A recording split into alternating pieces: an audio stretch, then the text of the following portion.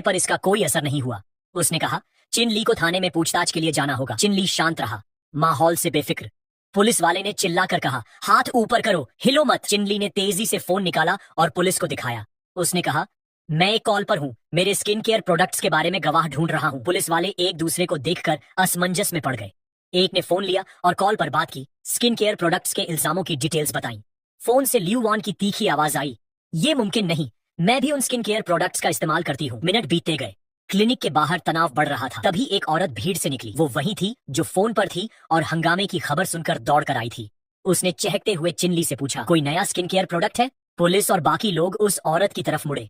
चिनली ने हल्की झुंझलाहट के साथ कहा, जो तुम सोच रही हो वो मुमकिन नहीं। लियू वान ने अपने खूबसूरत चेहरे की तरफ इशारा किया और गर्व से कहा, मैंने सारे पुराने प्रोडक्ट्स इस्तेमाल कर लिए, मुझे लगा तुमने कोई नया ऑइंटमेंट बनाया है। उसने चिनली के प्रोडक्ट्स इस्तेमाल करने वालों से पूछा, क्या तुम लोग इस नए ऑइंटमेंट की कीमत दे सकते हो? चिनली के प्रोडक्ट्स की शिकायत करने वाली औरतें अब शर्मिंदगी में चुप थीं। एक पुलिस वाले ने लियू वान से पूछा, क्या फोन पर तुम्हारी बात सही थी? लियू वान ने अपनी वकील की कार्ड थमाई और कहा, मैं कभी झूठ नहीं बोलती। पुलिस वाले ने कार्ड देखा और कहा, हम इसकी पूरी जांच करेंगे, जो झूठ बोलेगा उसे कानूनी सजा मिलेगी। ऑइंटमेंट इस्तेमाल करने वाली औरतें दंग थीं और चुप रहीं। पुलिस को शक हुआ कि वो कुछ छुपा रही हैं। एक पुलिस वाले ने कहा, सच बताओ, क्या हुआ था? एक औरत घुटनों पर बैठकर बोली, मुझे सच बोलने का मौका दो। उसने खुलासा किया कि तांग नाम के एक शख्स ने उन्हें $100,000 की रिश्वत दी थी कि वो चिन ली के क्लिनिक पर इल्जाम लगाए। चिन ली को यह सुनकर ज्यादा हैरानी नहीं हुई कि तांग इसके पीछे था। एक धूप भरे दिन तांग के घर पर तांग और लियू मिंगहाओ शतरंज खेल रहे थे। तांग ने लियू की तारीफ की और पूछा, उस लड़के का क्या करोगे? लियू ने तांग की तारीफ की, तुमने वो ऑइंटमेंट बनाया जिसने आधे घंटे में औरतों के चेहरों पर मुहासे निकाल दिए। दोनों हंस रहे थे। तभी डोरबेल बजी। तांग ने उत्सुकता से पूछा, कौन है? उसने पीप होल से देखा और बाहर चिनली था। चिनली ने एक जोरदार लात मारी और दरवाजा उड़कर खुल गया। तांग जमीन पर लुढ़कता हुआ दीवार से जा टकराया। लियू मिंगहाओ ये देखकर हक्का बक्का था। चिनली कमरे में दाखिल हुआ। उसकी मौजूदगी से माहौल गूंज रहा था। उसने मजाकिया लहजे में कहा, तांग, मुझे गंभीर चोट लगी है, जरा देखो। लियू मिंगहाओ हैरान था। चिनली को पुलिस हिरासत में होना चाहिए था। उसने जेब से कुछ निकाला। चिनली को एहसास हुआ कि सारा हंगामा लियू मिंगहाओ ने मचाया था। उसने चिल्लाकर कहा, मुझे सच पता है। उसने लियू पर बंदूक तानी। लियू वान चिन के साथ लियू मिंगहाओ की तरफ बढ़ी। उसका मुक्का तैयार था। उसका घूंसा लियू के चेहरे पर लगा और वो दीवार से टकरा कर गिरा। लियू वान ने गुस्से में पूछा, तू बंदूक से खेलने चला है? चिनली लियू मिंगहाओ की तरफ बढ़ा। उसकी चाल से लियू डर गया। चिनली ने शांत लहजे में कहा, बस चेक कर रहा हूँ कि तू हिलडुल सकता है या नहीं। लंबे दिन के बाद तांग और लियू मिंगहाओ को गिरफ्तार कर लिया गया। उन पर कई औरतों को रिश्वत देने और नकली दवाएं इस्तेमाल करने का इल्जाम था। एक पुलिस वाले ने अपनी गलती मानी और चिनली से माफी मांगी। हमने तुम पर गलत शक किया, अब कोई परेशानी नहीं होगी। चिनली ने माफी को हल्के में लिया। तुम बस अपना काम कर रहे थे। गाड़ी के पीछे तांग और लियू मिंगहाओ बैठे थे, पुलिस की डांट सुन रहे थे। तभी चिनली को जांग चुक्शु का मैसेज मिला। उसने बताया कि उसका नया घर मर्लिन रेजिडेंस में तैयार है। उसने विला की परेशानी के लिए माफी मांगी। चिनली ने जवाब दिया कि वो दोपहर में व्यस्त है और तांग और लियू का मामला लियांग किंग को सौंप देगा। लियांग किंग ने भरोसा दिलाया कि वो सब संभाल लेगी। इसके बाद चिनली जांग चुक्शु से विला की बात करने जांग रेजिडेंस गया। मीटिंग प्लेस पर लोग बातों में मशगूल थे। चिनली तय कमरे में पहुंचा और दरवाजा खटखटाया। जांग चुक्शु ने दरवाजा खोला और गर्मजोशी से स्वागत किया। मीटिंग रूम छोटा था, जिसमें सिर्फ चुक्शु, चिनली और एक अकेला शख्स कुर्सी पर बैठा था। चुक्शु ने चिनली को फ्रेंच ब्लैक टी दी, जो उसी दिन आई थी। उसने विला के कागजात का ढेर थमाया और कहा, इन पर साइन करो और आखिरी पेमेंट कर दो, विला तुम्हारा हो जाएगा। चिनली ने कागजात ली और उसकी मदद के लिए शुक्रिया कहा। चुक्शु ने चिनली को जांगशी से मिलवाया, जो जांग ग्रुप का प्रतिनिधि था। जांगशी खास तौर पर चिनली से मिलने आया था। उसने संभावित सहयोग की बात की। उसने झुककर अभिवादन किया। चिनली उत्सुक था कि जांगशी का सहयोग क्या होगा। जांगशी ने फिर परिचय दिया, मैं जांग जोंग का मातहत हूँ, चुक्शु की तरह। मैं हाल ही में यांग चेंग में जांग के एंटरटेनमेंट प्रोग्राम का हेड बनकर आया हूँ। उसने मुस्कुराते हुए कहा, आगे चलकर तुम हमारा ख्याल रखना। चिनली ने विनम्रता से शुक्रिया कहा और हाथ मिलाया, लेकिन वो अपनी उत्सुकता नहीं रोक पाया। ये सहयोग किस तरह का है? बातचीत सहजता से चल रही थी। जांग चुक्शु ने कपों में चाय डाली।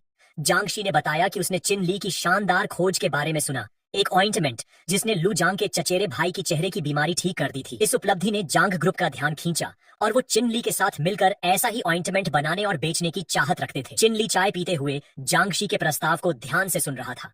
जांगशी ने जोश के साथ कहा कि जांग ग्रुप के विशाल संसाधन और मशहूर ब्रांड्स ऑइंटमेंट की सफलता की गारंटी देंगे। उसने चिन ली को भरोसा दिलाया कि जब कंपनी बनेगी तो चिन ली को सबसे ज्यादा शेयर मिलेंगे। चिन ली इस बड़े ऑफर से हैरान था, उसे इतने बड़े हिस्से को स्वीकार करने में हिचक हो रही थी। जांगशी ने जोर देकर कहा कि वो चिन ली के ऑइंटमेंट के प्रोडक्शन और मार्केटिंग के अधिकार चाहता है। उसने एक चित्र दिखाया जिसमें चिन ली को सबसे ज्यादा शेयर मिलने की बात थी। जांगशी चुप हो गया।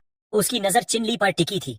सोच रहा था कि क्या उसने चिनली को मना लिया। लुजांग को बिना सम्मान सूचक शब्द के बुलाने से जांग परिवार का यांग प्रोविंस में रुतबा साफ झलक रहा था। चिनली ने मन में सोचा कि जांग शी की बात में दम है। जांग ग्रुप के संसाधन और नेटवर्क से ऑइंटमेंट की पहुंच और असर बढ़ेगा। वो ठोड़ी पकड़कर गहरे सोच में डूब गया। जांग शी ने उसका विचारशील चेहरा देखा और सोचा कि शायद चिनली को शेयर कम लग रहे हैं। उसने जानबूझकर खांसा, चुक्षु से मदद मांगने का इशारा किया। चुक्षु ने तुरंत संकेत समझा और औपचारिक प्रस्ताव रखा।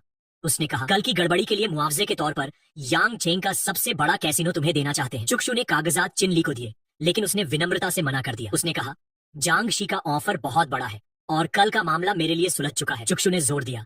उसे डर था कि चिनली की मना करने से लगेगा कि उसने उसे माफ नहीं किया और जांग झोंग उसे दोष देंगे। चिनली ने सामने रखी चाय के कप की तरफ इशारा किया, जो उसने छुआ तक नहीं था। ये उसका मना करने का तरीका था। चुक्षु ने समझ लिया कि चिनली नहीं मानेगा। जांगशी ने चिनली की अटल रुख देखा और नया प्रस्ताव रखा। उसने एक चमकता हुआ गोल्ड कार्ड निकाला और कहा, ये कार्ड तुम्हें जांग के सारे एंटरटेनमेंट स्थानों में मुफ्त पहुंच देगा। जांगशी और चुक्षु की उदारता के सामने चिनली मना न कर सका। उसने गोल्ड कार्ड स्वीकार किया और उनकी कोशिशों का शुक्रिया अदा किया। चुक्षु और जांगशी ने राहत की सांस ली। जांगशी ने मुस्कुराते हुए चिनली के लिए ताजी चाय डाली और पूछा, हमारे सहयोग के बारे में क्या सोचते हो? थोड़ा सोचने के बाद चिनली ने नया प्लान रखा। उसने कहा, जांग ग्रुप प्रोडक्शन लाइन और मार्केटिंग चैनल दे, मैं अपनी विशेषज्ञता दूंगा। शेयर 50-50 बांट लें और जांगशी मेरे हिस्से के शेयर रखे। जांगशी की आंखें चमक उठी। उसने कहा, मैं कल कॉन्ट्रैक्ट लाऊंगा। तभी चुक्षु का फोन बजा। माहौल में रुकावट आई। मैसेज था कि रॉ स्टोन्स का सप्लायर उस शाम तियानहाउ होटल आएगा। चिनली खड़ा हुआ और बोला, अब मैं तुम्हें बिजनेस में और परेशान नहीं करूंगा। उसी शाम चिनली वेयर हाउस गया नए आए रॉ स्टोन्स की जांच करने। उसके हाथ में जेड स्टोन्स से भरी बाल्टी थी। वो थक कर चूर था। आधी रात हो चुकी थी, फिर भी वो हर पत्थर को ध्यान से काट रहा था। थकान ने उसे आखिरकार पकड़ लिया। उसने चश्मा उतारा और थकी आवाज में चिल्लाया, चेहरा खुजलाते हुए बड़बड़ाया, मुझे नहीं पता था कि ब्लड जेड इतना दुर्लभ है। पत्थरों को देखते हुए उसे एक पुरानी याद आई, जब उसने अपनी खास शक्ति से असली जेड को आम पत्थरों से अलग किया था। उसने अपनी शक्तियां सक्रिय की। कमरा ऊर्जा से गूंज उठा। 1 मिनट की गहरी एकाग्रता के बाद उसने एक पत्थर ढूंढ लिया जिसकी चमक बाकियों से अलग थी। चुक्षु के घर में चिन यान और बाकी लोग चिनली की वापसी का इंतजार कर रहे थे। आधी रात बीत चुकी थी और चिन यान की चिंता बढ़ रही थी। जैसे ही चिनली दरवाजे से दाखिल हुआ, उसने देखा कि पूरा परिवार मुख्य कमरे में उसका इंतजार कर रहा था। उसने हैरानी से पूछा, तुम सब इतनी रात तक जाग क्यों रहे हो? चिन यान ने गुस्से से कहा, तेरी असिस्टेंट ने तुझे कुछ दिया जिससे तू अपने परिवार को भूल गया। चिनली समझ नहीं पाया कि माजरा क्या है। चिन यान ने टेबल पर बिखरी तस्वीरों की तरफ इशारा किया। उम्मीद थी कि ये चिनली को सच याद दिलाएंगी। हान यान शू ने गुस्से से चिल्लाकर चिनली को गाली दी। तू कमीना है। उसने इल्जाम लगाया कि चिनली ने उसकी बेटी को धोखा दिया। उसने कहा, अगर तू ये बेवफाई जारी रखेगा तो चुक्षु परिवार छोड़ दे। तू हमारी इज्जत मिट्टी में मिला रहा है। चिनली ने तस्वीरें उठाई। उसका दिल तेजी से धड़क रहा था। उसने देखा कि तस्वीरों में वो और उसकी असिस्टेंट लियांग चिन साथ थे। चिन यान, उसके माता पिता और चिन उसे गुस्से से घूर रहे थे। जिटान ने भावुक आवाज में चिनली से जवाब मांगा, टेबल पर जोर से थप्पड़ मारते हुए। चिनली इल्जामों से बेपरवाह ने शांत लहजे में पूछा, ये तस्वीरें कहाँ से मिली? जिटान ने जवाब देने से मना कर दिया और पूछा, तस्वीर में ये औरत कौन है? किया। चिनली ने फोन निकाला और लियांग चिन को कॉल किया। लियांग ने उसे बॉस कहकर जवाब दिया। चिन का परिवार दंग रह गया। 10 मिनट में मामला सुलझ गया। चिन यान की मां ने घबराहट भरी हंसी के साथ कहा, हमने चिनली पर शक नहीं किया था। चिनली ने बताया कि उसकी असिस्टेंट अनाथ थी जिसे बचपन से एक खास संगठन ने पाला था। उसके पास कोई परिवार या ठिकाना नहीं था। जिटान अब शांत ने कहा, तुम्हें पहले बताना चाहिए था, हम गलत ना समझते। चिनली सोफे पर बैठा राहत महसूस कर रहा था। चिन यान ने उसे पकड़ा और कहा, ऊपर चलें, मम्मी पापा को डिस्टर्ब न करें। सीढ़ियां चढ़ते वक्त चिनली ने बताया कि जांग ग्रुप ने उनके साथ बिजनेस डील की है। चिन यान हैरान थी। जांग ग्रुप तो जांग प्रोविंस का सबसे बड़ा बिजनेस समूह है। अगले दिन मिस्टर जी चू रेजिडेंस पहुंचे चिन यान के लिए कॉन्ट्रैक्ट लेकर। उसने कहा, बस साइन कर दो। चिन यान ने कॉन्ट्रैक्ट साइन किया। जांग ग्रुप और चू परिवार के सहयोग को औपचारिक रूप दिया। मिस्टर जाई ने चिन यान को नई कंपनी की सीईओ बनने की बधाई दी। चिन यान ने विनम्रता से कहा, मुझे आपका मार्गदर्शन चाहिए होगा। मिस्टर जी खुश था। चिन यान कुछ कहना चाहती थी लेकिन बोल न सकी। उसे दूसरों को खुशी देने की खुशी गहरी थी। उसने धीमी आवाज में पूछा, क्या चिनली कंपनी खोलने के लिए जांग छेंग गया था? मिस्टर जी ने बताया, चिनली ने पहले ब्लड जेड सैकड़ों मिलियन में बेचा था। जांग जोंग ने उसे दूसरा ब्लड जेड ढूंढने को कहा था। सबको हैरानी हुई कि चिनली ने कुछ ही दिनों में एक और ढूंढ लिया। जांग सिटी एयरपोर्ट पर सूरज चमक रहा था। जांग जोंग ने भीड़ में चिनली को देखा और पुकारा। कुछ लड़कियों ने फुसफुसाहट शुरू की, उत्सुक थीं कि जांग जोंग किसे बुला रहा है। जांग जोंग ने गर्व से कहा, मुझे हैरानी है कि तुमने इतनी जल्दी ब्लड जेड ढूंढ लिया। उसी दिन वो जांग रेजिडेंस पहुंचे। जांग जोंग ने बताया कि उसके पिता ने सामाजिक मुलाकातें ठुकरा दी थी ताकि चिनली का शुक्रिया अदा कर सके। उसने कहा, पहली बार मेरे पिता किसी से मिलने इतने उत्सुक हैं। चिनली ने उम्मीद भरी मुस्कान के साथ कहा, उम्मीद है ये जेड आपके पिता को निराश नहीं करेगा। जांग जोंग के पिता ने कमरे में आते ही चिनली की तारीफों के पुल बांधे। उन्होंने कहा, तुमने मेरी जान बचाई, इतनी कम उम्र में इतना कमाल। चिनली ने विनम्रता से कहा, मेरी जानकारी किताबों तक सीमित है। जांग जोंग ने चिंता से पूछा, ब्लड जेड कैसा है? चिनली ने 7 रंगों वाला जेड ढूंढा था जो दशकों बाद दिखा। जांग जोंग ने पूछा, क्या ये वही 7 रंगों वाला जेड है जो 10 बिलियन में बिका था? उनके पिता को यकीन नहीं हुआ कि वो फिर से ऐसा जेड देख रहे हैं। उन्होंने कहा, 7 रंगों वाला जेड कई साल पहले मिला था। ये अनोखा जेड 10 बिलियन में बिका था। चिनली जांग परिवार के लिए सच्चा आशीर्वाद था। उसकी खोज को हमेशा याद रखा जाएगा। चिनली और जांग जोंग गलियारे में साथ साथ चल रहे थे। अचानक जांग जोंग ने बात बदल दी और उस टास्क का जिक्र किया जो उसने चिनली को दिया था, उसके माता पिता को ढूंढना। जांग जोंग ने बताया कि उसे चिनली के लापता माता पिता के बारे में कुछ जानकारी मिली है। उसने सावधानी से कहा, हो सकता है ये जानकारी पूरी तरह सही न हो। फिर उसने फाइल्स चिनली को थमाई। चिनली ने फाइल्स पर नजर डाली और जांग जोंग ने चेतावनी दी, ये फाइल्स शायद पूरी तरह भरोसेमंद न हो। एक जानकारी गायब है, तुम्हारे माता पिता को 2 साल पहले कामागियों में देखा गया था। चिनली ये सुनकर दंग रह गया और तुरंत पुष्टि मांगी।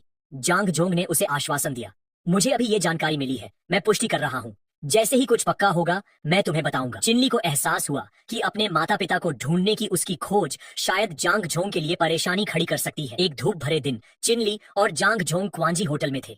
जांग जोंग ने गर्व से होटल का परिचय दिया, ये मेरी बहन का है, शहर में काफी मशहूर है। उसने चिनली को होटल के खास व्यंजनों से मिलवाने की इच्छा जताई। बातचीत के दौरान पीछे से एक लड़की ने जांग जोंग को पुकारा। वो उसकी छोटी बहन जांग रान थी। वो नाराज थी क्योंकि जांग जोंग ने उसे शॉपिंग ले जाने का वादा किया था जो पूरा नहीं हुआ। जांग जोंग ने सफाई दी, मैं जेड के उत्साह में भूल गया। उसने चिनली को अपनी बहन से मिलवाया, लेकिन जांग रान अभी भी नाराज थी।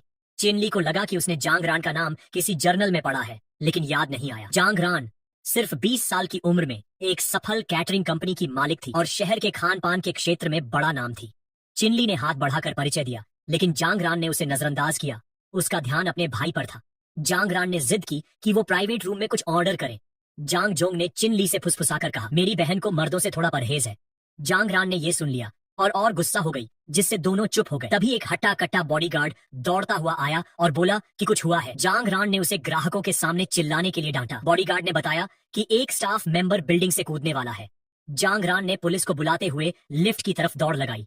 जांग जोंग ने चिनली से माफी मांगी, लेकिन चिनली ने कहा, टेंशन मत लो, मैं शायद मदद कर सकता हूँ। छत पर बाकी स्टाफ उस लड़की को रोकने की कोशिश कर रहे थे, लेकिन वो सुन नहीं रही थी। एक बुरी शक्ति उसे घेरे थी और उसका पैर किनारे पर लटक रहा था। जांग रान छत पर पहुंची।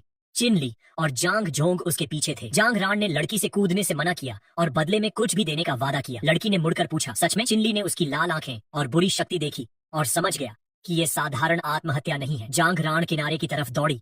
चिनली की चेतावनी को नजरअंदाज करते हुए उस लड़की ने जांग रान का कलाई पकड़ा और किनारे से कूद गई, जिससे जांग रान का संतुलन बिगड़ गया। दोनों नीचे गिरने लगी। जांग रान ने कुछ पकड़ने के लिए हाथ बढ़ाया। चिनली तेजी से उनकी तरफ बढ़ा। जांग जोंग उसकी बहन का नाम चिल्ला रहा था। चिनली ने आखिरी पल में दोनों के हाथ पकड़ लिए, उन्हें गिरने से बचा लिया, लेकिन उन्हें ऊपर खींचने में जूझ रहा था। उसने जोर से खींचा और दोनों हवा में उछल गई। जांग रान चिनली के सामने गिरी और उसकी अंडरवियर एक पल के लिए दिखी। वो चिनली के ग्रोइन पर गिरी, जिससे उसे दर्द के मारे खून उलट गया। दूसरी लड़की चारों पंजों पर गिरी और तुरंत उन दोनों पर हमला कर दिया। जांग जोंग ने चिनली को चेतावनी दी। चिनली ने अपनी जादुई सुई निकाली और लड़की के हमले से पहले उसे इस्तेमाल किया। सुई ने बुरी शक्ति को हटा दिया और लड़की बेहोश होकर गिर पड़ी। चिनली ने देखा कि जांग रान शर्मा रही थी क्योंकि उसके हाथ उसकी कमर पर थे। जांग रान बिल्ली की तरह कूदकर दूर हुई और उसे डांटा। चिनली ने माफी मांगी। जांग जोंग ने चिनली की बहादुरी की तारीफ की और पूछा, तुमने दोनों को कैसे बचाया? चिनली ने कहा, मैंने पहले ही कुछ गड़बड़ देख लिया था, इसलिए जल्दी फैसला ले सका। बाकियों ने पूछा, तुम्हें कब पता चला? चिनली ने कहा, मैं ठीक से समझा नहीं सकता, ये बिल्डिंग किसी मेटाफिजिक्स जानकार ने फॉर्मेशन में डाल रखी है। जांग रान ने इसे अंधविश्वास कहकर खारिज किया, लेकिन चिनली ने कहा, ये सिर्फ अंधविश्वास नहीं, बिल्डिंग शापित है। जांग रान को गुस्सा आया कि उसने उसके होटल को शापित कहा, भले ही उसने उसकी जान बचाई। जांग जोंग ने बीच में टोका और मेटाफिजिक्स यूजर्स के बारे में चिंता जताई, जो कुछ साल पहले तक नहीं थे। जांग रान बेहोश लड़की के पास दौड़ी और अपने आदमियों को एम्बुलेंस बुलाने को कहा। जांग जोंग ने चिनली को नीचे चलने को कहा, लेकिन चिनली का ध्यान कहीं और था। वो अपनी जेब टटोल रहा था। उसने एक जेड का लौकी पौधे के गमले में डाला और फिर जांग जोंग से बात की। लौकी जादुई शक्ति से भर रही थी, जो उनके जाने के बाद भी जारी रही। कुछ मिनट बाद जांग ली एक बूढ़े आदमी को होटल लाया, जिसे पता चला था कि उसकी बेटी को परेशानी हो रही है। वो मास्टर चुंग थे, जिन्होंने जांग ली को भरोसा दिलाया कि वो समस्या सुलझा लेंगे। मास्टर चुंग ने अपनी दाढ़ी सहलाई और होटल में फैली बुरी शक्ति को महसूस किया। उसने चिंता से कहा, जिसने ये फॉर्मेशन बनाया वो एक्सपर्ट है। जांग जोंग में सिर्फ 2 लोग इसे तोड़ सकते हैं। होटल में दाखिल होते ही जांग रान ने उन्हें देखा, जो अस्पताल के लिए फोन कर रही थी। उसने अपने पिता से पूछा, आप यहाँ क्या कर रहे हैं? उन्होंने कहा, होटल में कुछ गड़बड़ है, इसलिए मैं मास्टर चुंग को लाया। मास्टर चुंग ने गमले में चिनली की डाली जेड लॉकी देखी और पूछा, इसे किसने रखा? एक सिक्योरिटी गार्ड ने बताया कि ये जांग जोंग के साथ आए शख्स ने डाला था। जांग रान हैरान थी कि चिनली का नाम फिर आया। मास्टर चुंग ने कहा, इस लॉकी की वजह से तुम सब हिंसक मौत से बचे। जांग रान को यकीन नहीं हुआ और वो चुपके से नाराज हो गई। जांग ली ने मास्टर चुंग पर भरोसा किया और डिटेल्स पूछी। चुंग ने कहा, जिसने ये लॉकी रखी वो फॉर्मेशन तोड़ सकता है। जांग रान को नहीं पता था कि चिनली कहाँ है। उसके पिता ने उसे तुरंत जांग जोंग को बुलाने को कहा। वो उदास मन से आदेश मानने लगी। कुछ देर बाद चिनली और जांग जोंग आए। जांग जोंग ने पूछा, क्या हुआ, इतनी जल्दी क्यों बुलाया? उसके पिता ने बताया कि मास्टर चुंग ने होटल की समस्या पकड़ी और चिनली से कुछ पूछना चाहते हैं। मास्टर चुंग ने कहा, मैंने होटल की बुरी शक्ति देखी और ये लॉकी पाई। चिनली ने पुष्टि की कि उसने ही लॉकी रखी थी। जांग जोंग ने पूछा, लॉकी में क्या गड़बड़ है? चुंग ने हंसकर चिनली की तारीफ की कि उसने एक और हादसा रोका। जांग ली ने अनुमान लगाया कि चिनली ने फॉर्मेशन दबाने के लिए लॉकी रखी, लेकिन चिनली ने कहा, समस्या अभी सुलझी नहीं। मैंने लॉकी सिर्फ अस्थायी तौर पर रखी क्योंकि ऊर्जा का स्रोत गमले के पास था। वो छत पर गए और चिनली ने बताया कि ये फॉर्मेशन का सबसे कमजोर बिंदु है। उसने मास्टर चुंग से कुछ सिक्के उधार लिए। सिक्कों को अपनी ऊर्जा से चार्ज करके हवा में उछाला। सिक्कों से घातक ऊर्जा निकली जो उन्हें घेरने लगी।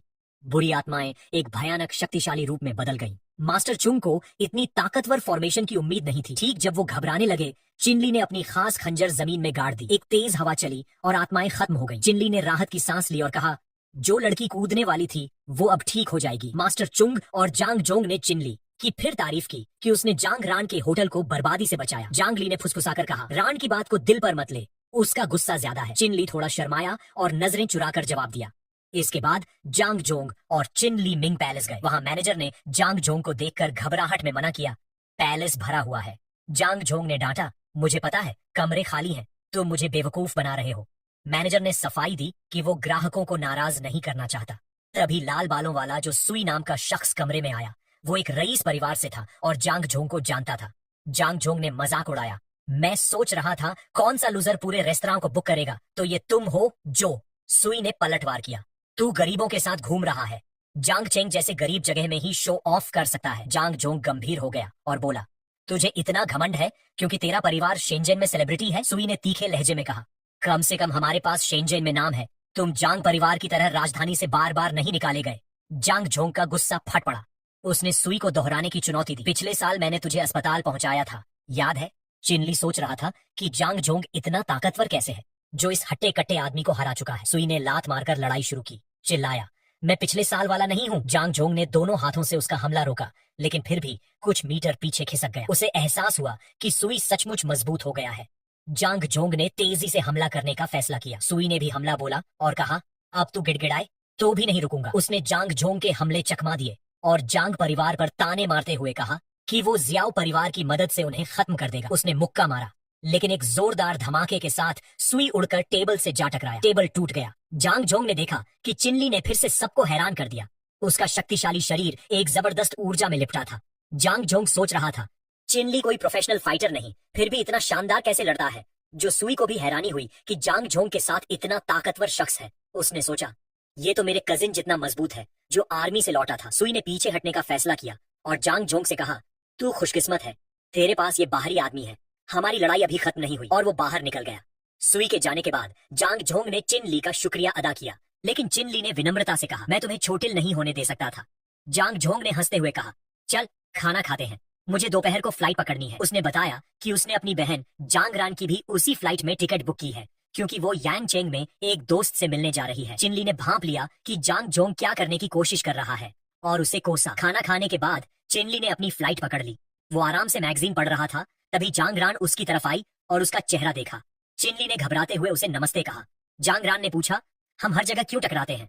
और वो जल्दी से अपनी सीट पर चली गई, उससे बचने की कोशिश में। तभी एक अजनबी ने जांग रान को गलत तरीके से छुआ। वो एक पल के लिए सन्न रह गई। एक फ्लाइट अटेंडेंट ने पूछा, क्या हुआ? जांग रान ने गुस्से से उस आदमी की तरफ इशारा किया और कहा, ये मुझे तंग कर रहा है। उस हरामी ने कहा, बस एक छुअन थी, और उसने फ्लाइट अटेंडेंट को भी गलत तरीके से छू लिया। पायलट ने दखल दिया और उस आदमी को माफी मांगने को कहा।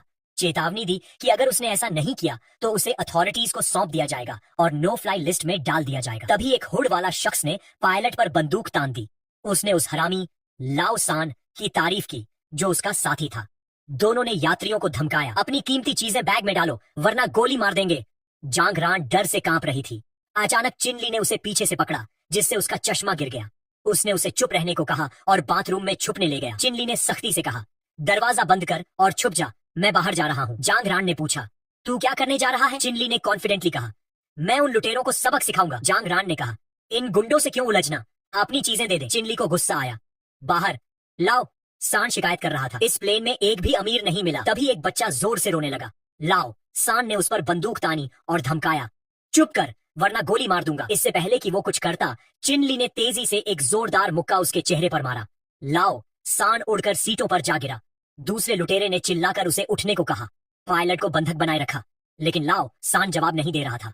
उसने धमकी दी, कोई हिला तो पायलट को मार दूंगा। चिनली असमंजस में था क्योंकि पायलट पर बंदूक तनी थी। तभी लुटेरे ने ट्रिगर दबाने की कोशिश की, लेकिन चिनली ने निहत्थे हमला कर दिया। एक जोरदार धमाका हुआ और खून टपकने लगा। शुक्र है चिनली को सिर्फ कंधे में गोली लगी। जांग रान ने उसकी मरहम पट्टी की और डांटा, तूने अपनी जान क्यों जोखिम में डाली? फ्लाइट अटेंडेंट ने कहा, अगर आपका बॉयफ्रेंड न होता तो हम सब खतरे में होते। जांग रान शर्माई और सफाई दी, वो मेरा बॉयफ्रेंड नहीं है। प्लेन लैंड होने पर पुलिस ने लुटेरों को तुरंत पकड़ लिया।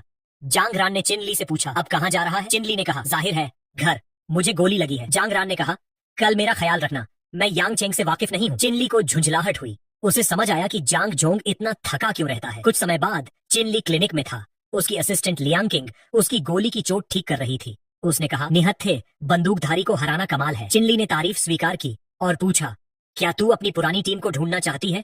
शायद वो जिंदा हो। लियांग किंग कांप गई और पूछा, क्या मतलब? चिनली ने कहा, मैं उनकी तलाश में मदद कर सकता हूँ। लियांग ने पूछा, क्या मैं सच में उन्हें फिर से देख सकती हूँ? चिनली ने भरोसा दिलाया। लियांग ने अपनी पुरानी टीम की जानकारी वाले दस्तावेज निकाले जो उसने ताले में बंद रखे थे। उसने वो चिनली को दी और वो रोने लगी। चिनली ने सोचा, इसका भी एक नरम पहलू है। क्लिनिक में इलाज के बाद चिनली अपनी शानदार विला में आराम करने गया। घर में चिन यान लैपटॉप पर काम कर रही थी। उसने अपने पति को देखा और उत्साह से स्वागत किया। चिनली उसके पास बैठा और कहा, मुझे तुम्हारी इतनी मेहनत की चिंता है। चिन यान ने कहा, मैं ठीक हूँ, और उसे अच्छी खबर दिखाई। लैपटॉप पर ट्रायल प्रोडक्ट्स की बिक्री की भारी रकम थी। चिनली ने उसकी तारीफ की और सिर पर थपथपाया। चिन यान ने कहा, अब मेरी अपनी कंपनी और करियर है, तुम्हारा शुक्रिया। उसने बताया कि कल दोपहर यांग चेंग में उसकी मीटिंग है, लेकिन उसे अपने पुराने बॉस से मिलने का मन नहीं। चिनली ने पूछा, सच में जाना चाहती हो? चिन यान ने कहा, हाँ ये जरूरी है, वहाँ ढेर सारे कनेक्शंस बन सकते हैं। लेकिन उसे अकेले जाने की चिंता थी। चिनली ने मजाक में कहा, क्या डर है कि जांग ग्रुप स्काई ईगल जितना अच्छा नहीं? चिन यान ने इनकार किया। चिनली ने कहा, फिक्र मत कर, मैं तुम्हारे साथ जाऊंगा। थोड़ी देर बाद चिनली बिस्तर के लिए तैयार हुआ, जबकि चिन यान नहा रही थी। उसकी चोट अब लगभग ठीक हो चुकी थी। चिन यान ने बाथरूम का दरवाजा खोला और उसकी चोट देखी। उसने चिंता से पूछा, लेकिन चिनली ने कहा, बस छोटी सी चोट है। चिन यान ने कहा, बाहर ज्यादा सावधान रहो, पापा चाहते हैं कि हम उन्हें पोता पोती दें। चिनली शर्मा गया और हकलाते हुए बच्चे की बात पर उत्साह दिखाया। फिर उसने टॉपिक बदला, क्या तुम सच में लड़कियों को पसंद करती हो उस पुराने वाकये की वजह से? चिन यान ने बताया कि चिनली से मिलने से पहले उसे एक सीनियर पसंद था जिसने उसे लगभग मार डाला था। वो सीनियर बाद में अपराधों के लिए जेल गया। इसके बाद उसने सिर्फ लड़कियों से प्यार करने का फैसला किया, लेकिन एक लड़की ने उसे धोखा दिया। चिनली ने उसका हाथ पकड़ा और कहा, मैं किसी को तुम्हें चोट नहीं पहुंचाने दूंगा। चिन यान ने अपनी पुरानी हरकतों के लिए माफी मांगी। वो घबराकर सोचने लगी कि अपने पति को कैसे खुश करे। चिनली ने कहा, बीते हुए को भूल जाओ, आगे बढ़ो। उसने चिन यान को बिस्तर पर धकेला और लाइट बंद कर दी। बाहर सिकाड़ों की आवाज थी और दोनों एक दूसरे से लिपटे थे। चिन यान ने कहा, तुम्हारी चोट की वजह से आराम करो। चिनली ने कहा, ये छोटी चोट है। आखिरकार चिन यान मान गई और कहा, धीरे से। उस रात दोनों पहली बार एक दूसरे के साथ दिल से दिल मिलाकर रहे। सुबह हुई, दोनों एक दूसरे की बाहों में थे। बाहर माली पिछली रात की तेज हवाओं से बिखरे कचरे को साफ कर रहा था। दोनों नाश्ते के लिए तैयार हुए। चिनली ने घर के काम में मदद की पेशकश की, लेकिन चिन यान ने शर्माते हुए मना किया। चिनली ने याद दिलाया कि वो आज एक्सचेंज मीटिंग में जाएंगे। इसके बाद दोनों शहर की ओर निकले। चिन यान ने पूछा, हम कार डीलरशिप में क्यों हैं? चिनली ने कहा, हमें अब ज्यादा सफर करना है तो अपनी कार लेनी चाहिए। उसने एक शानदार ऑफ रोड कार देखी और कहा, बचपन से ऐसी कार चाहता था। वो कार का इंटीरियर देखने गया, लेकिन एक आदमी ने उसे रोककर चिल्लाया, हिलना मत। वो डीलरशिप का कर्मचारी था जिसने चिनली को गरीब समझकर डांटा। चिनली ने माफी मांगी और टेस्ट ड्राइव मांगी। सेल्समैन ने घमंड से कहा, $80,000 का डिपॉजिट दो, क्योंकि ये लिमिटेड एडिशन है। चिनली ने पूछा, कितना डिपॉजिट? सेल्समैन ने कहा, मैं 60,000 में दे दूंगा। चिनली को हैरानी हुई क्योंकि ये कार की आधी कीमत थी। सेल्समैन चुपके से उसे अपमानित करना चाहता था। चिन यान ने सेल्समैन का रवैया देखा और कहा, चलो दूसरी दुकान देखते हैं। चिनली मान गया। सेल्समैन ने पीठ पीछे तंज कसा, इनके पास कुछ खरीदने की औकात नहीं। तभी उसके कर्मचारियों ने बताया कि वो जोड़ा सड़क पार न्यू बोर्गिनी डीलरशिप गया। सेल्समैन हैरान होकर देखने गया। न्यू बोर्गिनी में मैनेजर जुआन ने उनका गर्मजोशी से स्वागत किया और $800,000 की अवेंटाडोर कार की सलाह दी। मुफ्त टेस्ट ड्राइव की पेशकश की। पहले वाला घमंडी सेल्समैन जुआन पर बरस पड़ा। इन गरीबों को महंगी कार क्यों दिखा रहे हो? जुआन ने कहा, हमारी पॉलिसी हर ग्राहक की सेवा करना है। चिनली को गुस्सा आया और उसने पूछा, तुम्हें क्यों लगता है कि मैं कार नहीं खरीद सकता? उसने अपने गोल्ड कार्ड से अवेंटाडोर की पूरी कीमत चुकाई और टेस्ट ड्राइव की जरूरत नहीं बताई। जुआन ने खुशी से पेमेंट लिया और उन्हें वीआईपी रूम में ले गया, जबकि घमंडी सेल्समैन गोल्ड कार्ड देखकर दंग रह गया। जुआन ने उसे धन्यवाद दिया, जिससे उसका अपमान और बढ़ गया। रात को कार डीलरशिप के झगड़े के बाद वो हांगटू बिल्डिंग में मीटिंग के लिए पहुंचे। दोनों चिन्यान के चुने महंगे कपड़ों में थे। खुशी खुशी घूमते वक्त चिनली का फोन बजा। जांग रान थी, जो उनकी तय मुलाकात के बारे में पूछ रही थी, जो वो भूल गया था। चिनली ने चिनयान से कहा, तुम इंतजार करो, मुझे एक कॉल लेनी है। चिनयान ने हामी भरी। चिनली निजी जगह पर जाकर कॉल का जवाब देने लगा। चिनली बाथरूम स्टॉल में घुसा और फोन पर जांग रान से कहा, मैं अभी हांगटू बिल्डिंग में एक्सचेंज मीटिंग में हूँ, तुम क्या चाहती हो? जांग रान ने गुस्से से उसे डांटा, तूने मुझे पिक क्यों नहीं किया? चिनली ने जवाब दिया, मैं हांगटू बिल्डिंग के टॉप फ्लोर पर हूँ। तभी मिस जेन सामने आई और चिनली ने उससे कहा, जांग रान को पिक कर लो, वो सेकंड फ्लोर पर है। मैं यहाँ नया हूँ। जेन ने पूछा, किसे पिक करना है? चिनली ने बताया, जांग रान, जो अभी सेकंड फ्लोर पर रुकी है। जेन तुरंत वहाँ रवाना हो गई, चिंता में कि जांग परिवार की युवा मिस बिना बताए हांगटू में क्यों रुकी। उधर मीटिंग में चिन यान दूसरों से बात कर रही थी। तभी उसका पुराना बॉस आया। वो चिन यान को देखकर हैरान हुआ और तंज कसने लगा। ये चटक कपड़े पहनकर क्या करोड़पतियों को लुभाने का इरादा है? खुद उसका पहनावा भी भड़कीला था। चिन यान ने जवाब दिया, डायरेक्टर लू, अपनी जुबान संभालो। इस पर मोटी डायरेक्टर लू ने चिन यान को थप्पड़ मार दिया और चिल्लाई, नौकरी छोड़ने से तू अपने आप को बड़ा मत समझ, बाहर निकल। तभी चिनली वहां पहुंचा और पूछा, ये हंगामा क्या है? डायरेक्टर लू ने उसे पहचान लिया। ये तेरा निकम्मा पति है, इसे काबू में रख। चिनली ने पूछा, तुमने चिन यान को मारा? लू ने बेशर्मी से हामी भरी और तंज कसा। चिनली ने गुस्से में उसे मुक्का मारा, जिससे वो कुछ फीट दूर उड़कर गिरी। लू जमीन पर लुढ़कते हुए चिल्लाई, मुझे मारा जा रहा है। एक गंजा आदमी चेन लू को बचाने आया और पूछा, क्या हुआ? लू ने चेन से कहा, चिनली ने मुझे अचानक मारा। चेन ने चिन यान को डांटा, अपने पति को काबू में रख और घुटनों पर बैठकर माफी मांग। चिनली ने बचाव किया। लू ने पहले चिन यान को मारा, वो स्काई ईगल कंपनी छोड़ चुकी है। चेन ने घमंड से कहा, नई कंपनी खोलने से अपने आप को बड़ा मत समझ।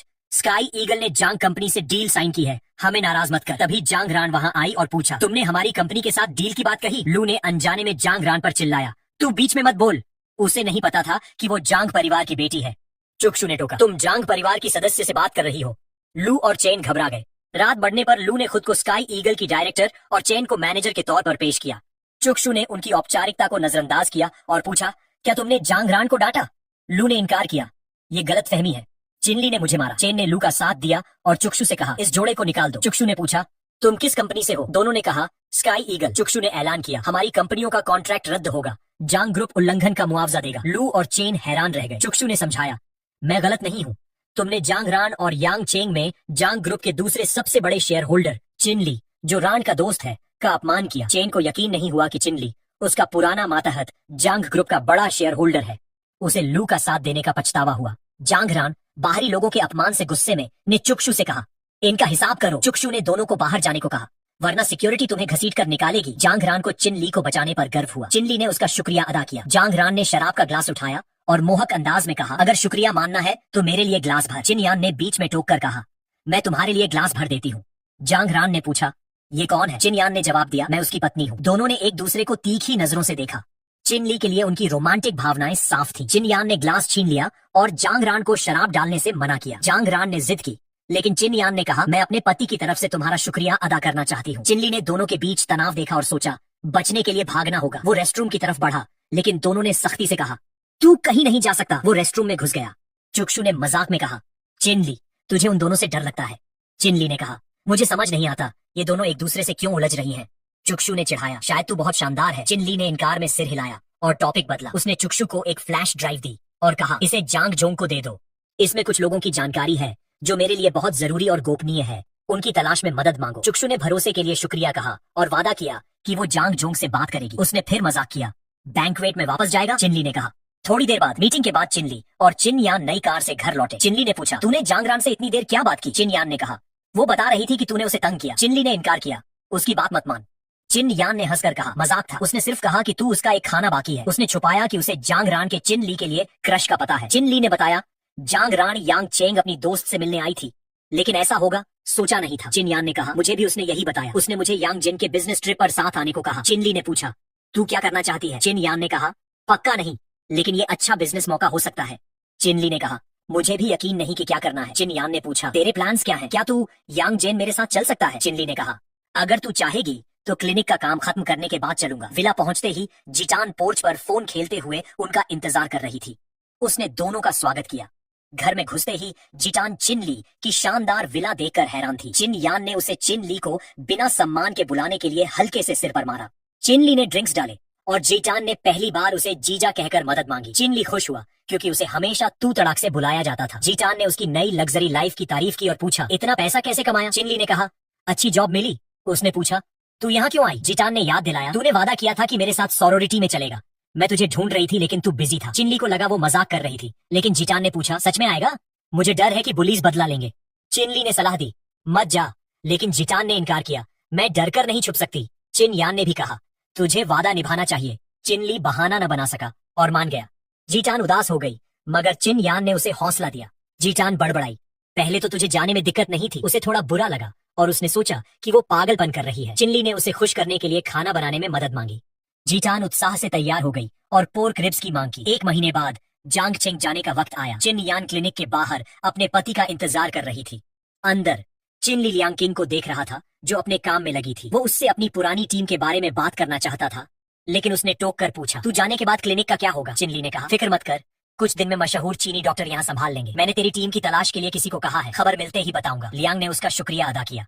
चिन ली ने उसे विला की चाबियां दी। तू मेरे जाने के बाद यहाँ रह सकती है। लियांग ने लेने से मना किया, लेकिन चिन ली ने कहा, तुझे दोस्त मानता हूँ, तुझ पर कोई एहसान नहीं। चिन यान ने बाहर से पुकारा, चलो वरना फ्लाइट छूट जाएगी। चिन ली ने लियांग से कहा, कुछ चाहिए तो कॉल कर। लियांग ने अलविदा कहा, उसके शब्दों से उम्मीद भरी। जांग चेंग में नई विला में पहुंचकर मूविंग कंपनी उनका सामान ला रही थी। जांग जेन ने उनका स्वागत किया और बधाई दी। चिन यान ने उनकी मदद के लिए शुक्रिया कहा। जांग जेन ने कहा, चिन ली मेरा भाई है और हम जांग ग्रुप के पार्टनर हैं, छोटी मोटी बातों की चिंता मत करो। चिन ली ने कहा, हम तुम्हारे भरोसे हैं। जांग जेन ने हंसकर कहा, आराम से बात कर, हम भाई हैं। उसने चिन ली के कंधे पर हाथ रखा और बताया कि चिन ली के एक साथी से उसकी मुलाकात है। चिन ली ने चिन यान से कहा, मुझे एक मीटिंग में जाना है। चिन यान ने कहा, मैं घर संभाल लूंगी। मिंग पैलेस पहुंचकर जांग जेन ने बताया, तुम जिससे मिलने जा रहे हो वो जांग चेंग का मशहूर और पढ़ा लिखा डॉक्टर है, जिसने हाल ही में बड़ा क्लिनिक खोला। मैं तुम्हें इसलिए मिलवाना चाहता हूँ क्योंकि तू भी जांग चेंग में क्लिनिक खोलना चाहता है। उसने कहा, लेकिन एक दिक्कत हो सकती है। चिन ली ने पूछा, क्या? जांग जेन ने बताया, वो डॉक्टर मेरी बहन जांग रान को चाहता था, लेकिन रान ने उसे ठुकरा दिया क्योंकि तू उसका आइडल है। वो तुझसे बहुत उम्मीदें रखता है। मीटिंग प्लेस में जांग रान और वो डॉक्टर मौजूद थे। जांग रान ने चिन ली को देखते ही गर्मजोशी से स्वागत किया। चिन ली ने डॉक्टर से अभिवादन किया, जिसने पूछा, क्या तू वही है जिसकी जांग रान तारीफ करती है? डॉक्टर शियावेन बाओ ने चिन ली को देहाती कहकर तंज कसा। चिन ली सोचने लगा कि जांग रान ने इसके बारे में क्या कहा होगा। शियावेन बाओ ने अपनी उपलब्धियां गिनाई, जैसे कि उसने अमेरिका के राष्ट्रपति का पॉलीसिस्टिक ट्यूमर ठीक किया। जांग रान ने टोका, तुझे यकीन नहीं करना चाहिए कि तू चिन ली से बेहतर है, तुझे अभी बहुत कुछ सीखना है। इससे शियावेन बाओ का घमंड चूर हुआ और वो गुस्सा हो गया। तभी उसका फोन बजा। उसने कॉलर को डांटा, मेरे छुट्टी के दिन फोन क्यों किया? लेकिन कॉलर ने बताया कि रूम 9003 का मरीज गंभीर हालत में है। शियावेन बाओ जाने को तैयार हुआ। जांग रान ने उसे रोका और कहा, हम तुम्हारे साथ चल सकते हैं, मैं चिनली की मेडिकल काबिलियत दिखाना चाहती हूँ। शियावेन बाओ को चिनली की काबिलियत पर शक था, लेकिन जांग रान ने कहा, अगर वो अकेले ये केस संभाल लेगा तो मैं इम्प्रेस हो जाऊंगी, वरना वो मुझे फिर तंग न करे। चिनली को एहसास हुआ कि जांग रान उसे शियावेन बाओ को हटाने के लिए इस्तेमाल कर रही है, लेकिन वो कुछ कर नहीं सका, इसलिए चुपचाप मान गया। वो लोग शियावेन बाओ के विशाल क्लिनिक पहुंचे। शियावेन बाओ ने अपनी असिस्टेंट से पूछा, क्या मरीज ने मेरे दी हुई दवा ली? नर्स ने जवाब दिया, मरीज की हालत बिगड़ रही है, वो मरने वाला है। ये सुनकर आसपास के गुंडे भड़क गए। एक गोरिल्ला जैसा विशाल आदमी ने नर्स को धक्का दिया और शियावेन बाओ की ओर बढ़ा। बाकी गुंडों ने डॉक्टर को घेर लिया और वो चिल्लाने लगा, रुको! गोरिल्ला आदमी ने गुस्से में उसका कॉलर पकड़ा और चिल्लाया, तूने वादा किया था कि युवा मास्टर ठीक हो जाएगा, उसकी हालत क्यों बिगड़ी? शियावेन बाओ ने हालात संभालने की कोशिश की, लेकिन गोरिल्ला ने उसकी एक न सुनी और हमला करने को तैयार हुआ। तुझे तेरे झूठ का सबक सिखाऊंगा। इससे पहले कि उसका हमला शियावेन बाओ तक पहुंचता, चिनली ने उसे रोक लिया। उसने कहा, अगर तुम इसे अभी मारोगे तो तुम्हारे युवा मास्टर का नुकसान होगा। आसपास कोई और डॉक्टर नहीं है। गोरिल्ला ने चिनली पर चिल्लाया, तू इसका दोस्त है क्या? चिनली ने उसकी बात नजरअंदाज की और बोला, ये एक मौका है। गोरिल्ला ने पूछा, कैसा मौका? चिनली ने कहा, मरीज की हालत अभी अंतिम नहीं है, पहले डॉक्टर को उसे देखने दो। गोरिल्ला को चिनली की बात समझ आई। और उसने शिया वेनबाओ को छोड़ दिया। शिया वेनबाओ को अपमानित महसूस हुआ क्योंकि वो चिनली के सामने जवाब नहीं दे पाया। गोरिल्ला ने फिर धमकाया, अगर तूने मेरे मास्टर को ठीक नहीं किया तो तुझे पीटूंगा। वो मरीज के कमरे में गए। गोरिल्ला की नजरों के बीच चिनली ने मरीज को देखा। उसे लगा कि बीमारी जटिल है क्योंकि मरीज में कोई जीवन ऊर्जा नहीं थी। कुछ कमी सी महसूस हुई। उसने मरीज को और ध्यान से देखा। शिया वेनबाओ गोरिल्ला की मौजूदगी से घबराया हुआ था। वो खुद को शांत करने की कोशिश कर रहा था। सोच रहा था, मैंने पहले भी ऐसा किया है। तभी चिनली ने अचानक बोलकर उसे चौंका दिया। शिया वेनबाओ ने डांटा, तूने मुझे अचानक क्यों डराया? चिनली ने उसका हाथ रोका और कहा, अगर तूने ऐसा किया तो मरीज मर जाएगा। उसने मरीज की गर्दन पर एक बड़ी गांठ दिखाई। शिया वेनबाओ हैरान रह गया और गलती से सोचा कि ये ट्यूमर है। उसने कहा, हमें सारे अंदरूनी हिस्से बदलने होंगे। तभी मरीज दर्द से कराहने लगा। चिनली ने कुछ तैयार किया जबकि गोरिल्ला शिया वेनबाओ पर चिल्लाया, तू कह रहा था कि मरीज को बचाया नहीं जा सकता। लेकिन चिनली को यकीन था। उसने दोनों से कहा, मरीज के हाथ पैर पकड़ो। गोरिल्ला और शिया वेनबाओ ने विरोध किया लेकिन चिनली ने चिल्लाकर कहा, चुप रहो और जैसा कहता हूँ करो। चांद उगने के साथ चिनली ने मरीज का इलाज शुरू किया। उसने कुशलता से जरूरी प्रेशर पॉइंट्स पर सुइयां चुभाई, गलत पॉइंट्स से बचते हुए। पूरी एकाग्रता के साथ उसने मरीज को ठीक करने की कोशिश की। कुछ देर बाद उसने मरीज को स्थिर कर लिया और कहा, वो कुछ मिनट में होश में आ जाएगा। अब उसे बस कुछ दवाइयों की जरूरत है। शिया वेनबाओ हैरान था कि चिनली ने मरीज को ठीक कर दिया। मरीज ने आंखें खोली और मिस्टर कांग को पुकारा, जो अपने मास्टर को ठीक देखकर रोने लगा। कांग ने बताया, हम जांगचोंग हॉस्पिटल में हैं और चिनली ने तुम्हें बचाया। युवा मास्टर ने चिनली को मास्टर चिन कहकर पुकारा और पूछा, तू यहाँ क्या कर रहा है? चिनली ने पूछा, तूने मुझे वो नाम क्यों दिया? मास्टर ने माफी मांगी, मुझे लगा तू मेरा दोस्त है जिसे मैं शांगजिंग में मिला था। चिनली उलझन में पड़ गया क्योंकि उसने शांगजिंग का नाम पहले सुना था। कांग ने पूछा, क्या मास्टर अब ठीक है? चिनली ने कहा, अगर मुझे उसका मेडिकल रिकॉर्ड मिले तो उसकी बीमारी कोई बड़ी बात नहीं। कांग ने मेडिकल रिकॉर्ड चिनली को दिया और शुक्रिया अदा किया। चिनली ने सोचा कि शायद शांगजिंग में उसे कुछ पता चलेगा। पृष्ठभूमि में शिया वेनबाओ चिनली को असिस्टेंट डॉक्टर बनाने की कोशिश कर रहा था लेकिन चिनली ने मना कर दिया। मेरे अपने क्लिनिक को अभी चीफ डॉक्टर चाहिए। शिया वेनबाओ को ये सुनकर गुस्सा आया और उसने खून थूक दिया। युवा मास्टर ने चिनली का शुक्रिया अदा किया। उसने कांग से हेवनली पैलेस में 3 दिन बाद के लिए प्राइवेट रूम बुक करने को कहा जब वो पूरी तरह ठीक हो जाएगा। उसने चिनली को पार्टी में भी बुलाया लेकिन चिनली ने जवाब नहीं दिया। विला लौटते वक्त जांगचोंग ने बताया, तूने आज एक बड़े आदमी को बचाया। वो शू परिवार का है जो शांगजिंग में जांग परिवार जितना ताकतवर है, लेकिन उन्हें धोखा देकर शांगजिंग से निकाल दिया गया। उसने बताया कि उन्होंने चिनली से अगले हफ्ते ओल्ड मास्टर की पार्टी के लिए ब्लड जेड ढूंढने को कहा था लेकिन वो बीमार पड़ गया। जांगचोंग ने कहा, मैं तुझे और परेशान नहीं करना चाहता, लेकिन चिनली ने कहा, हम भाई हैं, मैं ओल्ड मास्टर को ठीक करूंगा ताकि तुम्हारा रिश्ता सुधरे। जांगचोंग बहुत खुश हुआ। उसने बताया कि उसने कॉस्मेटिक्स कंपनी के सीईओ से बात की है जो चिनली और उसकी पत्नी की मदद करेगा। 3 दिन बाद चिनली हेवनली पैलेस में पार्टी के लिए पहुंचा। वहां लोग बेतहाशा पार्टी कर रहे थे। तू शियाओ ने चिनली का शुक्रिया अदा किया, तेरी वजह से मैं आज पार्टी कर पा रहा हूँ। उसने चिनली के लिए शराब का ग्लास उठाया। चिनली ने कहा, तू मुझे शर्मिंदा कर रहा है लेकिन कम पी, तेरा शरीर अभी रिकवर कर रहा है। शियाओ ने मजाक में कहा, तू है तो मुझे चिंता की क्या बात? उसने फुसफुसाकर पूछा, क्या तुझे नहीं जानना कि मैं कौन हूँ? चिनली ने कहा, मेरी नजर में तू बस एक मरीज है। शियाओ को उसका बेफिक्र अंदाज पसंद आया और उसने कहा, अब हम दोस्त हैं। शियाओ का दोस्त उन्हें बुलाकर मस्ती में शामिल होने को कहने लगा। तभी एक शख्स दरवाजे से उड़ता हुआ आया। एक घमंडी दिखने वाला सफेद बालों वाला आदमी अंदर आया और पूछा, क्या ये आदमी तेरा है शियाओ? इसने मेरी शराब गिराई। उस आदमी ने इनकार किया, मेरी गलती नहीं थी। शियाओ ने हालात संभालने की कोशिश की। बता क्या हुआ? सफेद बालों वाले ने कहा, तेरे दोस्त ने हमारी गैंग सीरियस के नियम तोड़े, हम इसके साथियों को पीटेंगे। बाकी लोग सीरियस गैंग का नाम सुनकर घबरा गए। ये गैंग जांग परिवार के बावजूद जांगछेंग में ताकतवर थी। उनकी मार्शल आर्ट्स और डार्क पावर की वजह से कोई उनसे टकराने की हिम्मत नहीं करता था। शियाओ के दोस्त डर कर भाग गए। शराब गिराने वाला शख्स गिड़गिड़ाया, मैं शराब की कीमत दे दूंगा। शियाओ ने भी कहा, मैं अपने दोस्त के लिए पैसे दे दूंगा, कितना चाहिए? गैंग ने उसका ऑफर सुनकर हंसना शुरू कर दिया, सोचकर कि उनकी गैंग को पैसों की कमी है। सफेद बालों वाले ने शैतानी मुस्कान के साथ कहा, अगर तू अपने दोस्त के लिए खड़ा है तो एक रास्ता है। शियाओ ने पूछा, क्या? उसने कहा, अगर तू अपने दोस्त के लिए एक मुक्का खा ले तो हम उसे छोड़ देंगे। शियाओ परेशान हो गया। उसे समझ आया कि वो बस लड़ना चाहते हैं। तभी चिनली आगे आया और बोला, क्या मैं उसके लिए मुक्का खा सकता हूँ? शियाओ हैरान था। उसे लगा चिनली जा चुका है।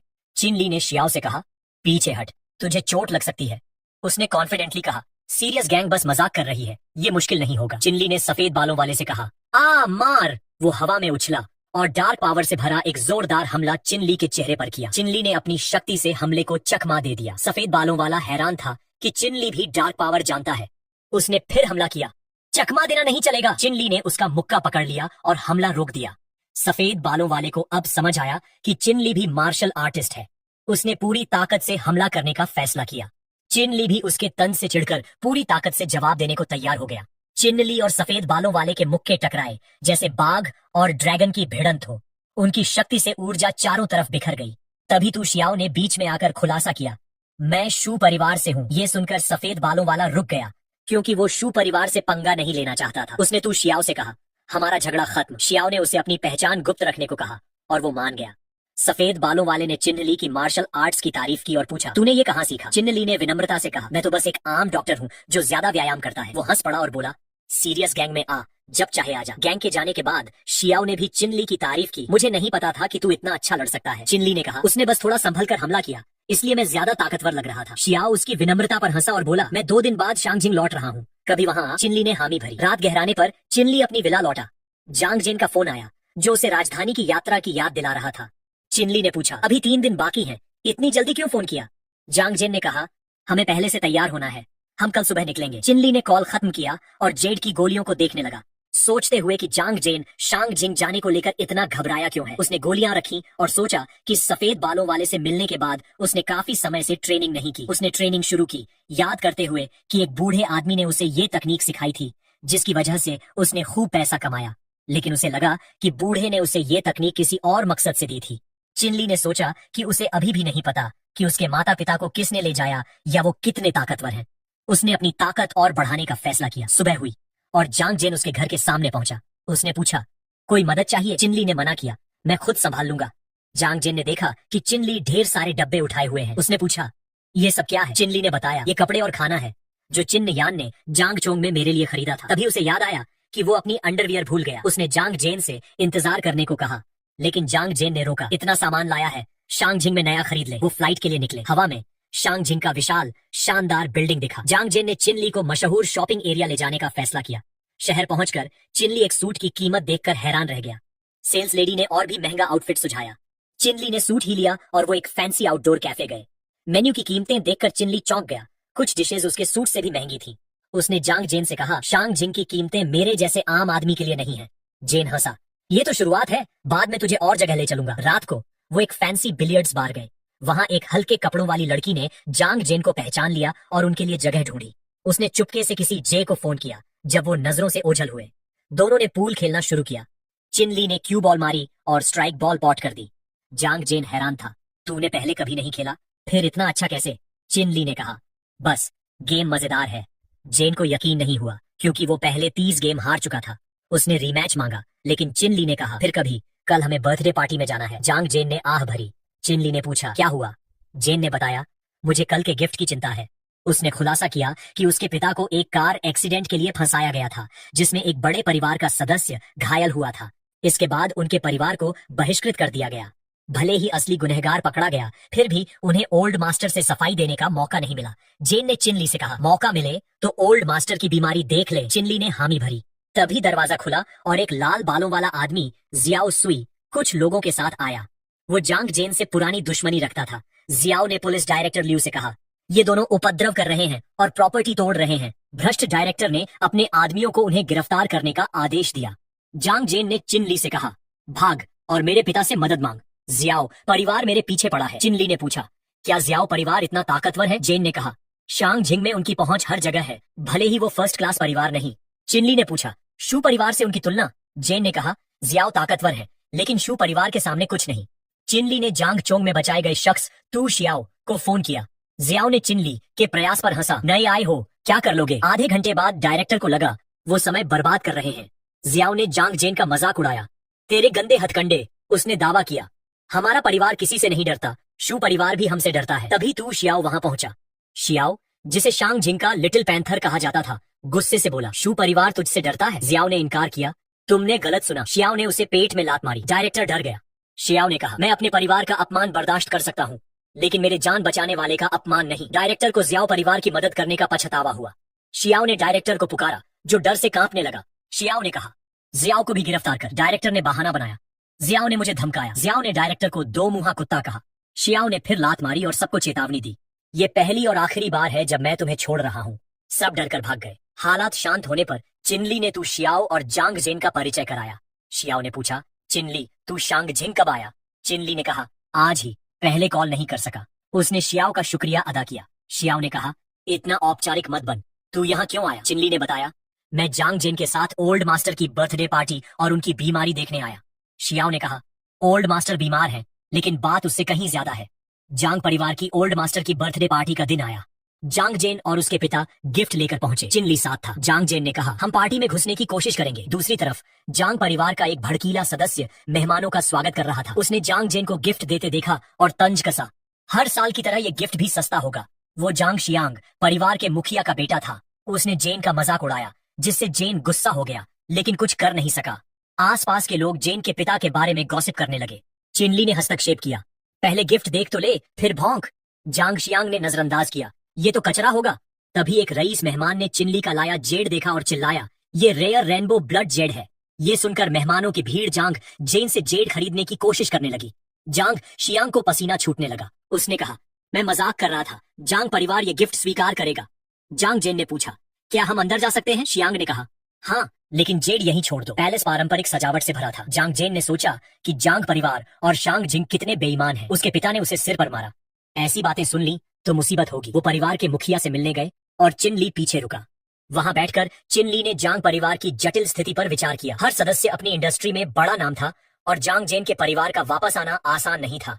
तभी भीड़ से एक आवाज आई, तू शियाओ? उसे दूर से ललकार रहा था। चिनली उसके पास गया और पूछा, तू यहाँ क्यों? शियाओ ने कहा, मेरे परिवार का जांग परिवार के साथ कुछ बिजनेस है, इसलिए मैं और मेरा बड़ा भाई आए। चिनली को तू शियाओ अपने भाई बहन से मिलाने ले गया। शू परिवार के भाई बहन के सामने पहुंचकर शियाओ ने चिनली का परिचय कराया। उसकी खूबसूरत बहन शू ने पूछा, क्या तुम वही डॉक्टर हो जिसने मेरे छोटे भाई की जान बचाई?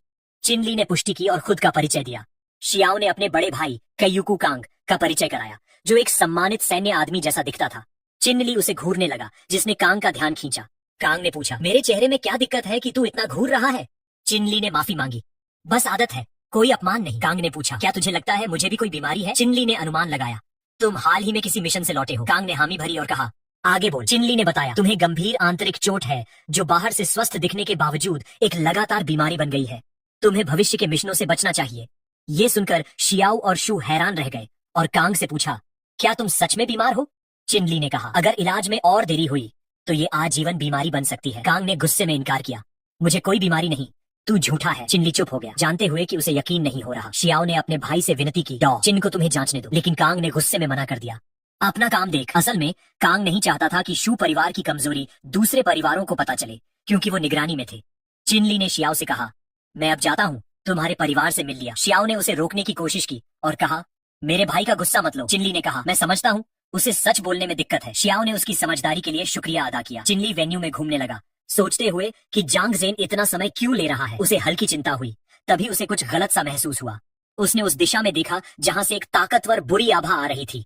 वो उस जगह की ओर बढ़ा और हैरान रह गया कि जांग परिवार के विला में इतनी गहरी बुरी शक्ति छुपी थी। दरवाजे के बाहर एक मरा हुआ चूहा लटक रहा था और दरवाजा बुरी आध्यात्मिक शक्ति से बंद था। खिड़की से झांकने पर उसने देखा कि एक आदमी बुरी आभा से ढका हुआ है। चिनली ने अपनी ऊर्जा से खुद को सुरक्षित किया, ताला खोला और अंदर घुसा। अंदर एक ताकतवर बुरी आत्मा ने उस पर हमला किया। चिनली ने रक्षात्मक मुद्रा ली और अपनी ऊर्जा से भरी सुइयां निकालकर आत्मा पर फेंकी, जिससे कुछ बुरी आभा गायब हो गई। उसे लगा कि ये आभा जांग राण के होटल वाली आभा से मिलती जुलती है। तभी और बुरी आत्माएं उभरी। चिनली ने उस बूढ़े आदमी की सीख याद की, हर फॉर्मेशन की एक कमजोरी होती है। उसने हमलों से बचते हुए कमजोरी ढूंढी। थोड़ी देर बाद उसने एक खोपड़ी देखी जो ढेर सारी बुरी ऊर्जा छोड़ रही थी। उसने समझ लिया कि ये कमजोरी है। वो खोपड़ी की ओर दौड़ा। रास्ते में बुरी आत्माओं पर सुइयां फेंकता गया।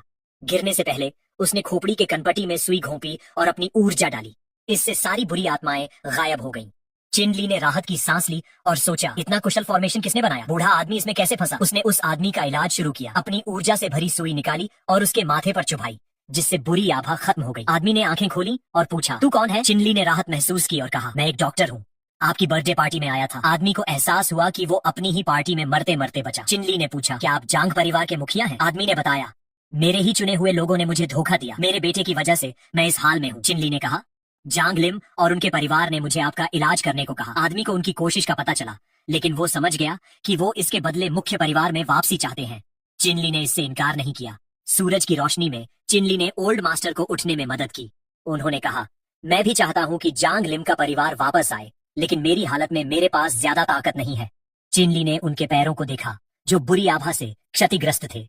उसने फॉक्सी नीडल्स मेथड का तीसरा हिस्सा इस्तेमाल करने का फैसला किया। उसने कहा, मैं आपको बुनियादी चेतना लौटा सकता हूँ। ओल्ड मास्टर ने उम्मीद से पूछा, क्या मैं पूरी तरह ठीक हो सकता हूँ? चिनली ने कहा, पूरी तरह नहीं, लेकिन आप सामान्य इंसान की तरह चल फिर सकते हैं। ओल्ड मास्टर निराश हो गया क्योंकि उसने लंबे समय से इलाज ढूंढा था। चिनली ने प्रस्ताव रखा, अगर मैं आपको ठीक कर दूं तो जांग लिम का परिवार वापस आ सकता है, अगर नहीं तो मैं आपका हर आदेश मानूंगा। ओल्ड मास्टर ने शर्त मान ली, लेकिन कहा लिम के परिवार को वापस लाने के लिए और कुछ करना होगा। समय बीता और जांग परिवार की मीटिंग का वक्त आया। सभी शाखाओं के मुखिया इकट्ठा हुए। वर्तमान मुखिया जांग हैरान था कि ओल्ड मास्टर ने जांग लिम को बुलाया। ओल्ड मास्टर ने ऐलान किया, मैं लिम और उनके परिवार को मुख्य परिवार में वापस लाने का फैसला करता हूँ। जांग शियांग ने विरोध किया, क्या आप भूल गए कि उन्होंने क्या किया? उसके पिता ने उसे डांटा, अपने दादा से बदतमीजी मत कर। बाकी मुखियाओं ने भी कहा कि लिम का परिवार जांग परिवार में नहीं होना चाहिए। ओल्ड मास्टर ने जांग लिम से उस घटना की सफाई देने को कहा। जांग जेन ने दस्तावेज बांटे जिनमें उस घटना के सबूत थे। मुखिया लोग उस पर बहस करने लगे। जांग शियांग ने दस्तावेज पढ़ा और कुटिल मुस्कान के साथ कहा, मैं भी लिम के परिवार को वापस लाना चाहता हूँ, लेकिन बुजुर्गों को शक है। चिनली ने कहा, एक दस्तावेज दिखाना भूल गया। शियांग ने उसे टोका, तू परिवार का नहीं, मीटिंग में बोलने की हिम्मत कैसे? चिनली ने कहा, मैं बस जांग जेन का दस्तावेज परिवार के मुखिया को दे रहा हूँ। शियांग ने दस्तावेज ले लिया। ओल्ड मास्टर खड़े हुए, जिसे देखकर शियांग हैरान रह गया। ओल्ड मास्टर ने पूछा, क्या तू चाहता है मैं हमेशा व्हील चेयर में रहूं? शियांग घबरा गया और कहा, नहीं, मैं खुश हूं कि आप ठीक हैं। ओल्ड मास्टर ने उसके कान में फुसफुसाया, मुझे पता है तूने क्या किया, बिना हंगामे दस्तावेज देख। चिनली ने दस्तावेज दिए, जिसे पढ़कर जांग गुस्से में आ गया, सोचकर कि ओल्ड मास्टर बीमार होने का नाटक कर रहे थे। ओल्ड मास्टर ने पूछा, लिम के दस्तावेज पढ़कर क्या सोचते हो? जांग ने चालाकी से कहा, लिम का परिवार वापस आ सकता है, लेकिन उन्हें पहले एक मार्शल आर्टिस्ट ढूंढना होगा। बुजुर्गों ने बहस की कि मार्शल आर्टिस्ट तैयार करने में सालों लगते हैं, लेकिन ये परिवार के लिए अच्छा होगा। एक बूढ़ी औरत ने कहा, लिम का परिवार उस घटना के लिए जिम्मेदार है, भले ही गलत इल्जाम था। एक बूढ़े ने कहा, मार्शल आर्टिस्ट ये हल कर सकता है। ओल्ड मास्टर ने सोचा कि आम इंसान को मार्शल आर्टिस्ट बनने के लिए प्रतिभा और 10 साल से ज्यादा ट्रेनिंग चाहिए।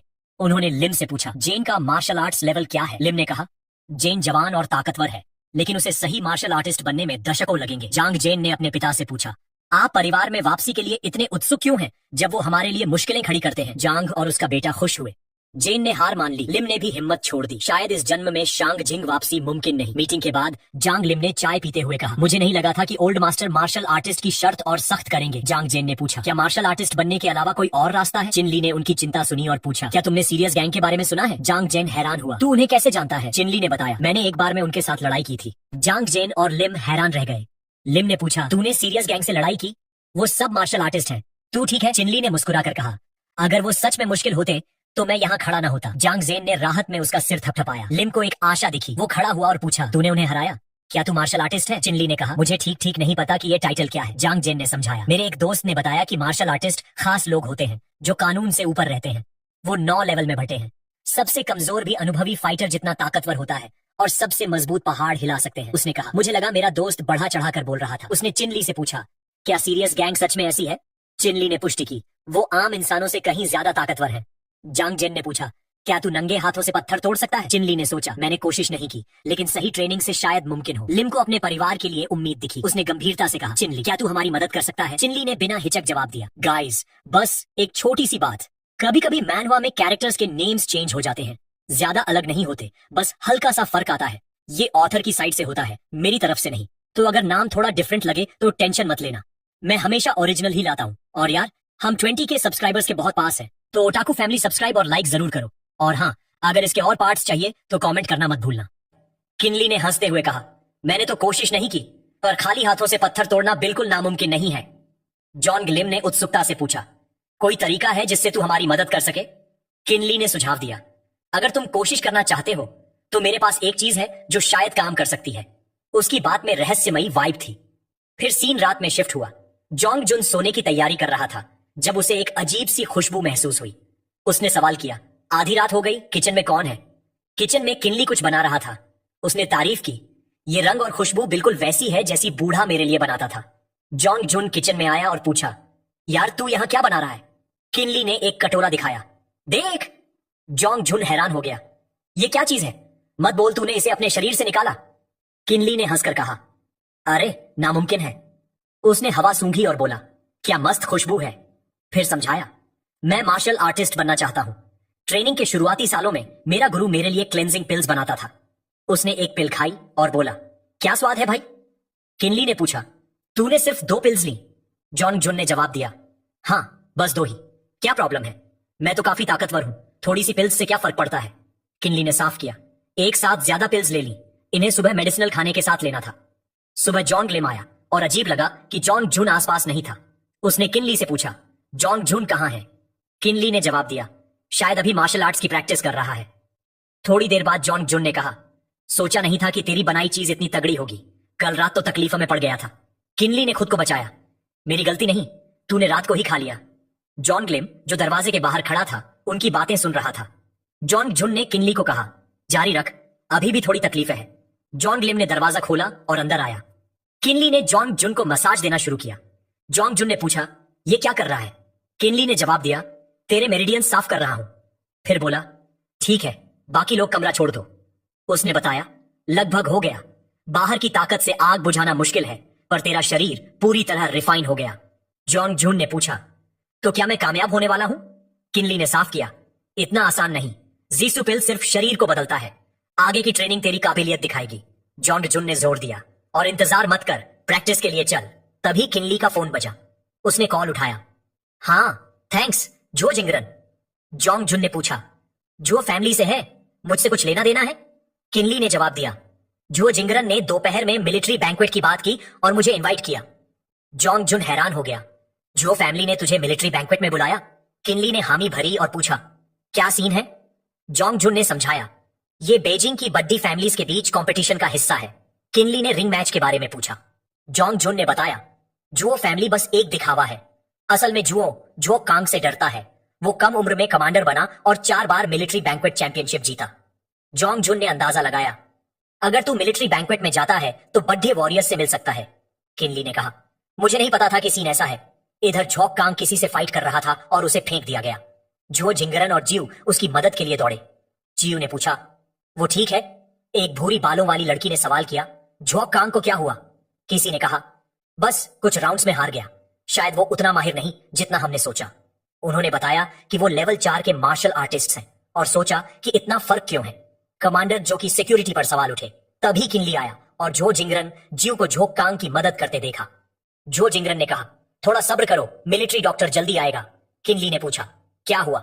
जो जिंगरन ने बताया, मेरे भाई ने मार्शल आर्ट्स कंपटीशन में हिस्सा लिया और गलती से चोट लग गई। उसने पूछा, किन, तू जांच कर सकता है? झोंक कांग ने कहा, जरूरत नहीं, ये छोटी मोटी चोटें कुछ नहीं। जो जिंगरन ने जिद की, ब्रदर, किन को अपनी मेडिकल स्किल्स दिखाने का शानदार मौका है, मैंने उसकी कमाल की काबिलियत देखी है। जीव ने सहमति जताई। डॉक्टर किन ने छोटे भाई की जान बचाई थी।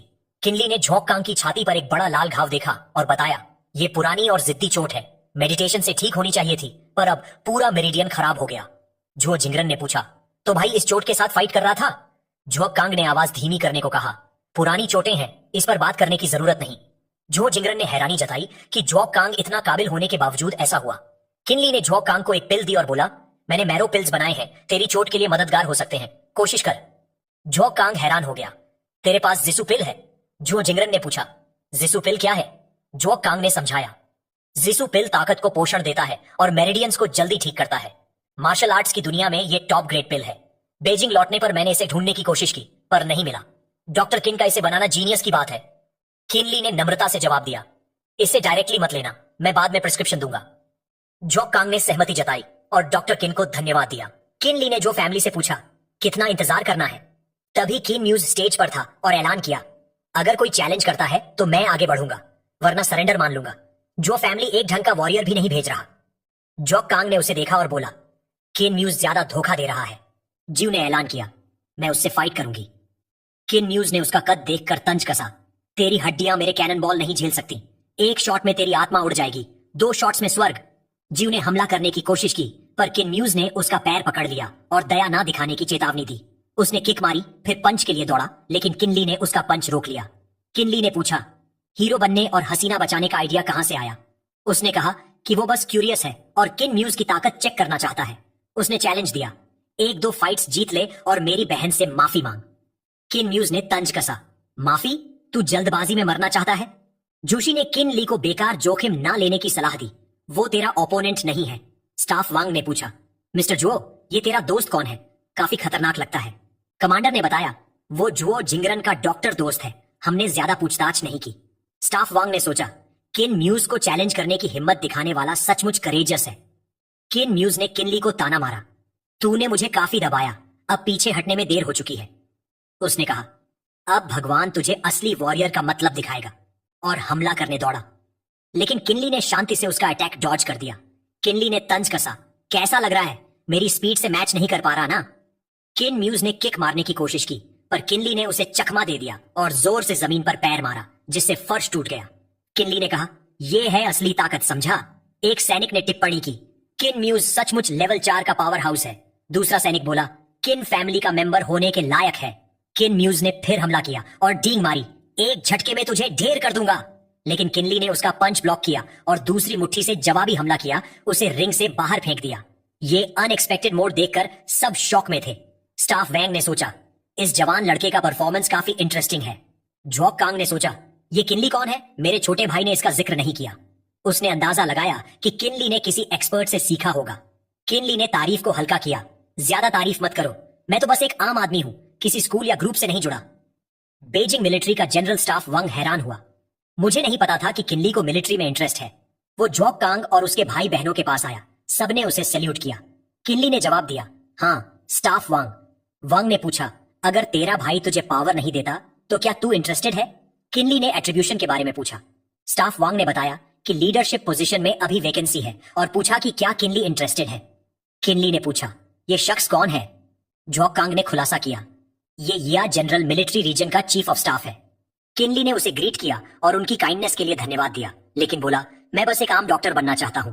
सार्जेंट वांग ने कहा, ऐसे मौके हर किसी को नहीं मिलते, सोच समझकर फैसला ले। उसने समझाया, एक आउटसाइडर के तौर पर तूने झो फैमिली की मदद की और किन म्यूज को पब्लिकली हरा दिया। अगर किन फैमिली को पता चला तो मुश्किल हो सकती है। किनली कंफ्यूज्ड हो गया, क्या मतलब। सार्जेंट वांग ने बताया, मिलिट्री बैंक्वेट यानी आर्मी के लिए टैलेंट ढूंढने का मौका है। तूने किन म्यूज को हरा दिया तो तू आर्मी ज्वाइन कर सकता है और कमांडर बन सकता है। तुझे अब झो कांग के नाम से जाना जाएगा, यानी झो फैमिली का हिस्सा। किनली ने हिचकिचाते हुए कहा, मैं तो बस एक आम इंसान हूं, मुझे अपनी आजादी प्यारी है, इतना बड़ा रोल लेने में शक है। सार्जेंट वांग ने भरोसा दिलाया, मैंने तेरे लिए अरेंजमेंट्स कर दिए हैं। जोंगन में रहना कन्वीनियंट नहीं और अभी जॉब असाइन करने का प्लान नहीं है। किनली ने सोचा, लगता है इस शख्स ने सब अरेंजमेंट्स पहले ही कर लिए। सार्जेंट वांग ने पूछा, क्या तू समर में मिलिट्री सर्व नहीं करना चाहता या पोजीशन को छोटा समझता है। किनली ने देश की सेवा को जिम्मेदारी बताया, अगर मैं इसके बारे में नहीं सोचता तो मीटिंग अटेंड कर सकता हूं, लेकिन अगर मैं इसके खिलाफ फैसला लेता हूं तो बाद में दोबारा देख सकते हैं। तभी जॉक शुइन पास आई और किनली को एक बैज देते हुए बधाई दी। सार्जेंट वांग ने कहा, हमारा काम अब पूरा हो गया, जल्दी फिर मिलेंगे। किनली ने सोचा, फिर मिलने का मतलब क्या है। जो झिंगरन ने कहा, तू यहाँ काफी वक्त से है और तुझमें गजब की टैलेंट है। उसने पूछा, क्या मैं तेरी मार्शल आर्ट्स की प्रैक्टिस देख सकता हूँ। किनली ने पुरानी यादों में खोते हुए सोचा कि क्या ये वही डेस्टिनी है जिसका जिक्र उसने पहले किया था। उसने एक चीज जो झिंगरन को दी और सोचा कि वो मास्टर किन से कितना मिलता जुलता है जिसका जिक्र पहले हुआ था। उसने कहा, आगे चलकर हम फैमिली बन जाएंगे और तू जिनान में रह सकता है, तेरा क्या ख्याल है। किनली ने जवाब दिया, कोई बड़ी बात नहीं, बस मुझे कीन फैमिली के पुराने लीडर कीनो के बारे में अच्छा नहीं लगता। उसने कहा, वो अच्छा टीचर नहीं है, तुझे उसका कुछ पता है। जो झिंगरन ने जवाब दिया, लगता तो नहीं, पर मैं उससे एक बार मिला था जब वो फैमिली का हिस्सा था। मैंने अपने मर चुके भाई की बीमारी के लिए उससे मदद मांगी थी। किनली ने अपने पहले वाले कमेंट्स के लिए माफी मांगी। जो झिंगरन ने उसे दिलासा दिया, कोई बात नहीं, जो गया वो गया। किनली ने पूछा, किनो के बारे में कोई ताजा खबर। जो झिंगरन ने कहा, उसके कपड़ों और स्टाइल से लगता है कि वो कोई आम आदमी नहीं बल्कि वॉरियर है, लेकिन काफी वक्त से उसकी कोई खबर नहीं मिली। जॉक कांग ने सुझाव दिया, अगर तू मास्टर किन के बारे में जानना चाहता है तो ये बैज काम आ सकता है। किनली क्यूरियस हो गया, ये बैज का क्या मतलब है। जॉक कांग ने समझाया, ये बैज 4 लेवल का होता है, आयरन, ब्रॉन्ज, सिल्वर और गोल्ड। आर्मी में सिल्वर बैज और उससे ऊपर वालों को मार्शल आर्ट्स की दुनिया में खास जगहों पर आने जाने की इजाजत होती है। किनली ने पूछा, मार्शल आर्ट्स की दुनिया और खास जगहों का मतलब क्या है। जॉक कांग ने बताया, मिसाल के तौर पर शांघंग के टेपिंग रोड पर एक वॉरियर बार है। वहां जाने और प्रिविलेजेस एंजॉय करने के लिए मार्शल आर्ट्स का लेवल और रूल्स फॉलो करने पड़ते हैं। सुना है एडवांस्ड वॉरियर्स वहां नॉलेज एक्सचेंज करने इकट्ठा होते हैं, पर मैं खुद वहां नहीं गया। किनली ने सोचा, अगर उसे मास्टर किन को ढूंढना है तो इस मार्शल आर्ट्स बार में इंफॉर्मेशन मिल सकती है। कुछ दिन बाद रात में एक गार्ड ने किनली को रोका, तुम्हें यहां नहीं होना चाहिए, निकलो। किनली ने बैज दिखाया और पूछा, क्या मैं अंदर जा सकता हूं। गार्ड हैरान हो गया, ये तो कमांडर लेवल का मिलिट्री एम्बलम है। किन ली ने पूछा, तो मैं जा सकता हूं? गार्ड ने हामी भरी। किन ली आगे बढ़ा तो गार्ड ने सोचा, यहां सालों से काम कर रहा हूं, पहली बार इतना हाई लेवल एम्बलम देखा। किन ली पार्टी के एंट्रेंस पर पहुंचा और अंदर गया। वहां जॉम मां ने एक डंबल को एक उंगली से उठाकर सबको इंप्रेस कर दिया। एक पिंपल वाला शख्स चिल्लाया, क्या औसम है! ब्लैक शर्ट वाला आदमी बोला, ऐसा डंबल उठाना लेवल 2 मार्शल आर्टिस्ट भी कर सकते हैं। किनली ने आसपास देखा और दीवार पर कीनो की फोटो नोटिस की। काय ने उसे देखा और कहा, यह चेहरा जाना पहचाना लगता है। उसने पुकारा, ब्रदर किन, तुझे भी ऐसी जगह में इंटरेस्ट है? चाय ने पूछा, क्या तुझे याद नहीं मैं कौन हूं? किनली ने जवाब दिया, तू सीरियस गैंग वाला है ना? चाय ने ड्रिंक ऑफर किया और मिलने की खुशी जताई। मैं सीरियस गैंग का मेंबर हूं। किनली ने ड्रिंक लिया और धन्यवाद दिया। पहली बार यहां आया हूं, सोचा नहीं था कि तुझसे मिलूंगा। दोनों ने हैंडशेक किया। चाय ने तारीफ की, तूने किन न्यूज को हराकर कमांडर बन गया, कमाल है। किनली ने पोलाइटली जवाब दिया। चाय ने मन में सोचा, क्या किनली वाकई रूमर्स जितना खतरनाक है? उसकी डार्क पावर पहले से ज्यादा स्ट्रांग लगती है, जो लगभग इम्पॉसिबल है। चाय ने कहा, तेरी ग्रिप गजब की स्ट्रांग है। अगर तू सीरियस गैंग में ज्वाइन कर ले तो हमारा एक और एलीट मेंबर बन जाएगा। उसने हंसते हुए कहा, मेरा हाथ तो दुख रहा है। किनली ने बताया, मुझे अभी किसी को ढूंढना है तो मैं चलता हूं। चाय ने क्यूरियस होकर पूछा, किसे ढूंढ रहा है? किनली ने कहा, बस इतना पता है कि उसका सरनेम किन है और वो मार्शल आर्टिस्ट है, पर वो काफी वक्त से गायब है। उसने अपनी लिमिटेड इंफॉर्मेशन स्वीकारी। पता है मुश्किल है, पर मैं उसे ढूंढ लूंगा। चाय ने कहा, इतनी कम इन्फो से टफ है। अगर वो जानबूझकर छिप रहा है तो लीड्स कम होंगे। फिर सुझाव दिया, शायद कोई है जो तेरी मदद कर सकता है। अगर तू भरोसा करे तो मेरे साथ चल। चाय ने किनली को एलिवेटर की तरफ ले जाया। किनली ने पूछा, कहां जा रहे हैं? चाय ने बताया, तुझे एक ऐसे शख्स से मिलवाने जा रहा हूं जो प्राइवेट इंफॉर्मेशन कलेक्ट करने में माहिर है। वो अलग फ्लोर पर पहुंचे। किनली ने पूछा, क्या ये मार्शल आर्टिस्ट का बार है?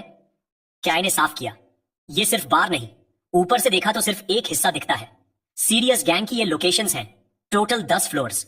जितना नीचे उतनी टाइट सिक्योरिटी। सुना है 6ठे फ्लोर से नीचे के मार्शल आर्टिस्ट डेवलपमेंट के लिए कहीं और चले गए। उसने एक दरवाजा खोला और कहा, सीरियस गैंग के सेंट्रल बेस में वेलकम। किनली ने सोचा, सीरियस गैंग सिर्फ अंडरग्राउंड फोर्स नहीं बल्कि कुछ बड़ा है। चाय ने शियोफांग को पॉइंट आउट किया, ये वही शख्स है जिसकी बात की थी।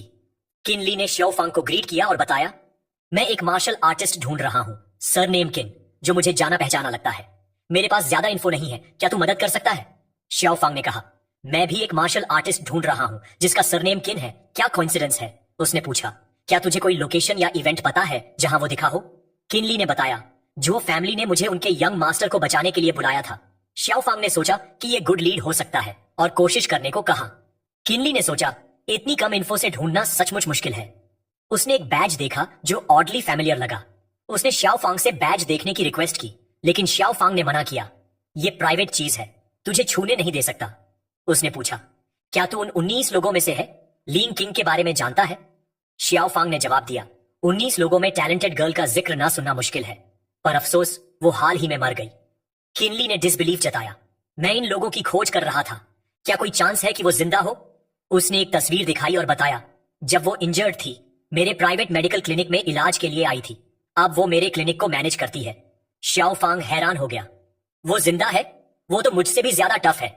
उसने बताया, मैंने उसकी मदद के लिए हामी भरी थी, पर अपने कामों में बिजी था, सोचा नहीं था कि तुझसे मिलूंगा। उसने पूछा, अगर वो जिंदा है तो बाकी मेंबर्स को क्यों नहीं ढूंढा? शियोफांग ने कहा, बॉस ने मेरे लिए बहुत फेवर्स किए हैं, कुछ बातें डिस्कस करना इजी नहीं। चाय ने दिलासा दिया, कोई बात नहीं ब्रदर, किन हमारा दोस्त है, उसने मेरे दोस्त को बचाया, उसकी मदद करना सही है। शियोफांग ने सहमति जताई, इस मैटर पर इन्फो इकट्ठा करने में 2 साल और लग सकते हैं। 19 लोगों में शायद कोई जिंदा ना बचा हो। उसने याद किया, मैं उस वक्त लगभग मर गया था। लकीली मुझे एक पावरफुल बॉस मिला। अब मैं बस उस ट्रेटर की इंफॉर्मेशन चाहता हूं और चीजें ठीक करना चाहता हूं। शियोफांग ने बताया, ग्रुप इतना मिस्टीरियस है कि हमारे पास सिर्फ कमांडर और एक 9th रैंक्ड मार्शल आर्टिस्ट का लीड है, सरनेम किन। उसने कहा, मैंने इस शख्स की रिसर्च की थी। किनली ने पूछा, क्या सिचुएशन है? शियोफांग ने जवाब दिया, लगता है जिसे तू ढूंढ रहा है उसकी आइडेंटिटी एक्स्ट्रॉर्डिनरी है। शायद वही शख्स जिसे मैं ढूंढ रहा हूं, उसकी सारी इन्फो एक हाई लेवल सिक्योरिटी सिस्टम में सेफ है, जिसे क्रैक करना टफ है। किनली ने पूछा, हाई लेवल सिक्योरिटी सिस्टम से क्या मतलब? शियोफांग ने बताया, ये या मिलिट्री का सीक्रेट सिक्योरिटी सिस्टम है, आउटसाइडर्स के लिए ब्रीच करना बहुत मुश्किल है। किन ली ने इस शख्स की मिस्टीरियस नेचर और मिलिट्री कनेक्शन पर सोचा, ये कौन हो सकता है? लेकिन अब उसे इन्वेस्टिगेशन की डायरेक्शन मिल गई थी। काई ने सहमति जताई। इंट्रूजन टफ है पर इम्पॉसिबल नहीं। उसने कहा, सीरियस गैंग ने अपनी रेपुटेशन कैसे बनाई अगर हमारे पास ऐसे स्किल्स ना हो। उसने स्क्रीन पर सीरियस गैंग का इंटरनल इंटेल नेटवर्क सिस्टम दिखाया। किनली ने सोचा, सीरियस गैंग कोई आम गैंग नहीं बल्कि फाइटिंग कैपेबिलिटीज वाली अंडरग्राउंड ऑर्गेनाइजेशन है। उसने मदद की इच्छा जताई और पूछा, टर्म्स क्या हैं? काय ने ओपनली कहा, कोई स्पेसिफिक टर्म्स नहीं, मैं बस खुश हूं कि तू यहां है। होप है तू हमारी कॉल ज्वाइन करेगा। किनली ने हामी भरी और मन में सोचा, चाय के मोटिव्स क्लियर नहीं, पर शाओफांग के लिए उसका एटीट्यूड जेन्युइन लगता है। किनली ने कहा, फ्यूचर में कोई लीगल जरूरत हो तो मैं मदद करूंगा। दोनों ने हैंडशेक किया और काई ने गर्म जोशी से कहा, सीरियस गैंग में वेलकम। किनली ने कहा, काफी लेट हो गया, आज और डिस्टर्ब नहीं करना चाहता। काई ने जिद की, तू हमारा गेस्ट है, हम टच में रहेंगे, कोई न्यूज मिलेगी तो बताएंगे। किनली वहां से निकला। शियाओफांग ने पूछा, क्या मिस्टर किन वाकई अटेंशन डिजर्व करता है? काई ने माउस क्लिक किया और कहा, किनली अपनी विजन और स्ट्रेंथ से इस पोजीशन तक कैसे पहुंचा, सोच। किनली की डिटेल्स चेक करने के बाद उसने कहा, काफी इंप्रेसिव है, जो फैमिली भी उसका रिस्पेक्ट करती है, फिर हमारी गैंग तो छोटी बात है। चाय ने सोचा, सीरियस गैंग को फ्यूचर में एक स्ट्रॉन्ग सपोर्टर चाहिए। थोड़ी देर बाद किनली ने किंग लैंग को मैसेज भेजा, मुझे तुम्हारा एक टीममेट मिल गया, कुछ दिनों में वहां पहुंचूंगा। उसे यकीन था कि किंग लैंग ये सुनकर बहुत खुश होगा। तभी अचानक जियो आई और उसे रिंग में फाइट के लिए चैलेंज किया। किनली घबरा गया और उसका फोन गिर गया, लेकिन जियो ने फोन पकड़ लिया। उसने फोन लौट आया और कहा, ले। किनली ने पूछा, तू यहां क्यों है? जियो ने बताया, तुझसे मिलने काफी दूर से आई हूं।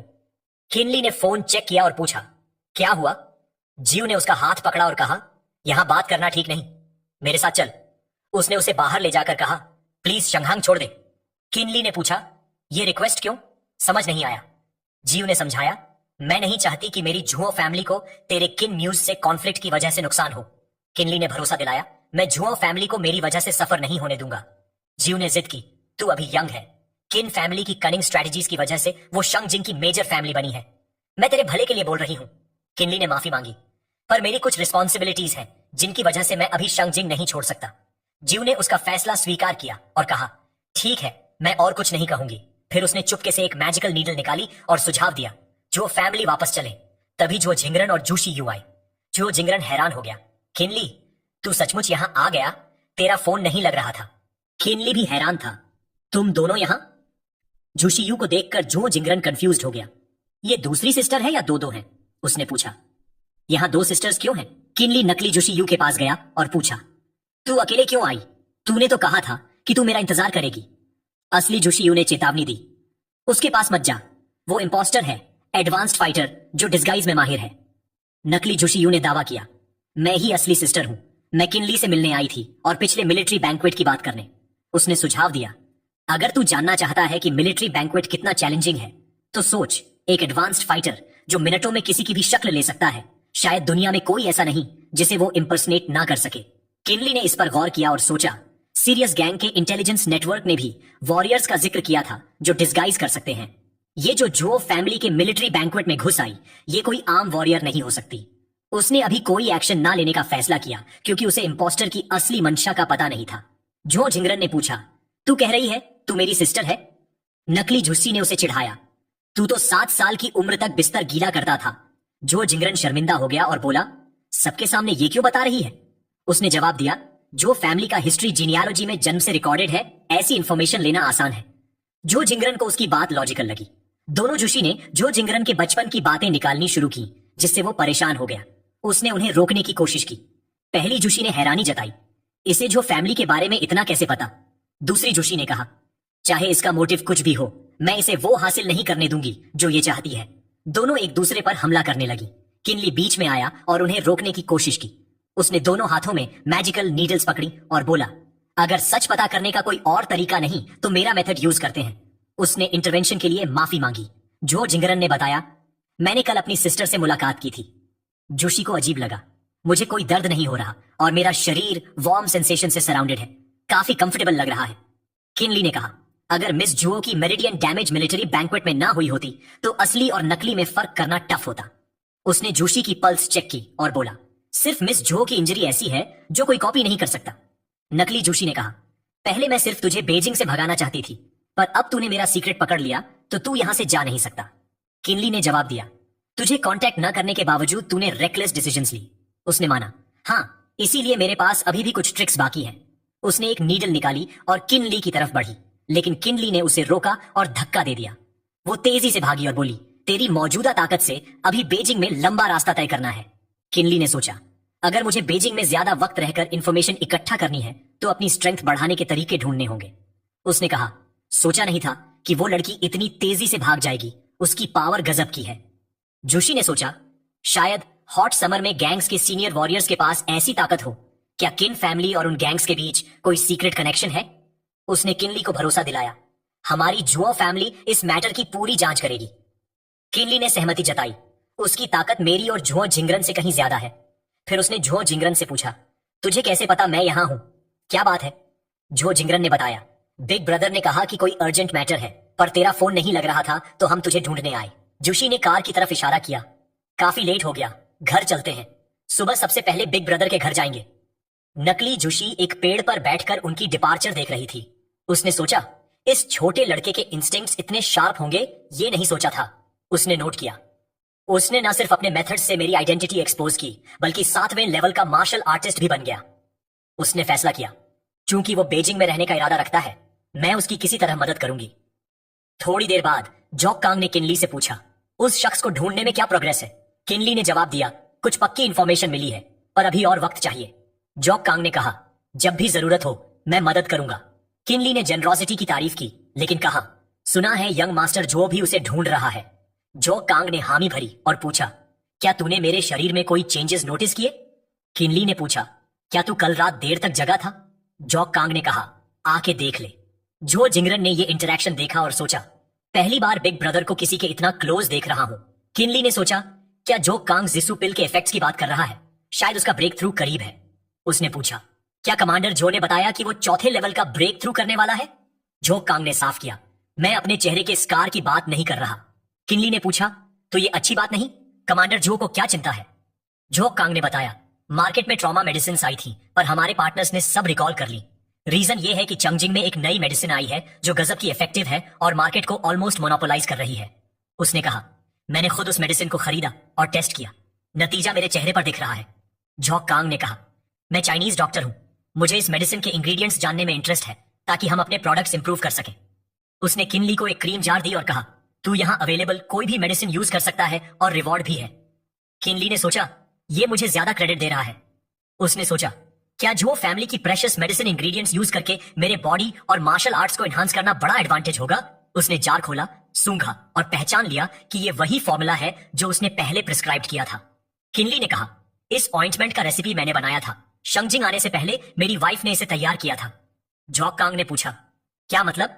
किनली ने समझाया, अगर मैं गलत नहीं तो ये प्रोडक्ट मेरी वाइफ की कंपनी बनाती और बेचती है। जॉक कांग ने हैरानी जताई, इतनी कम उम्र में इतनी एडवांस्ड स्कार मेडिकेशन बनाना कमाल है, लेकिन वो थोड़ा कंफ्यूज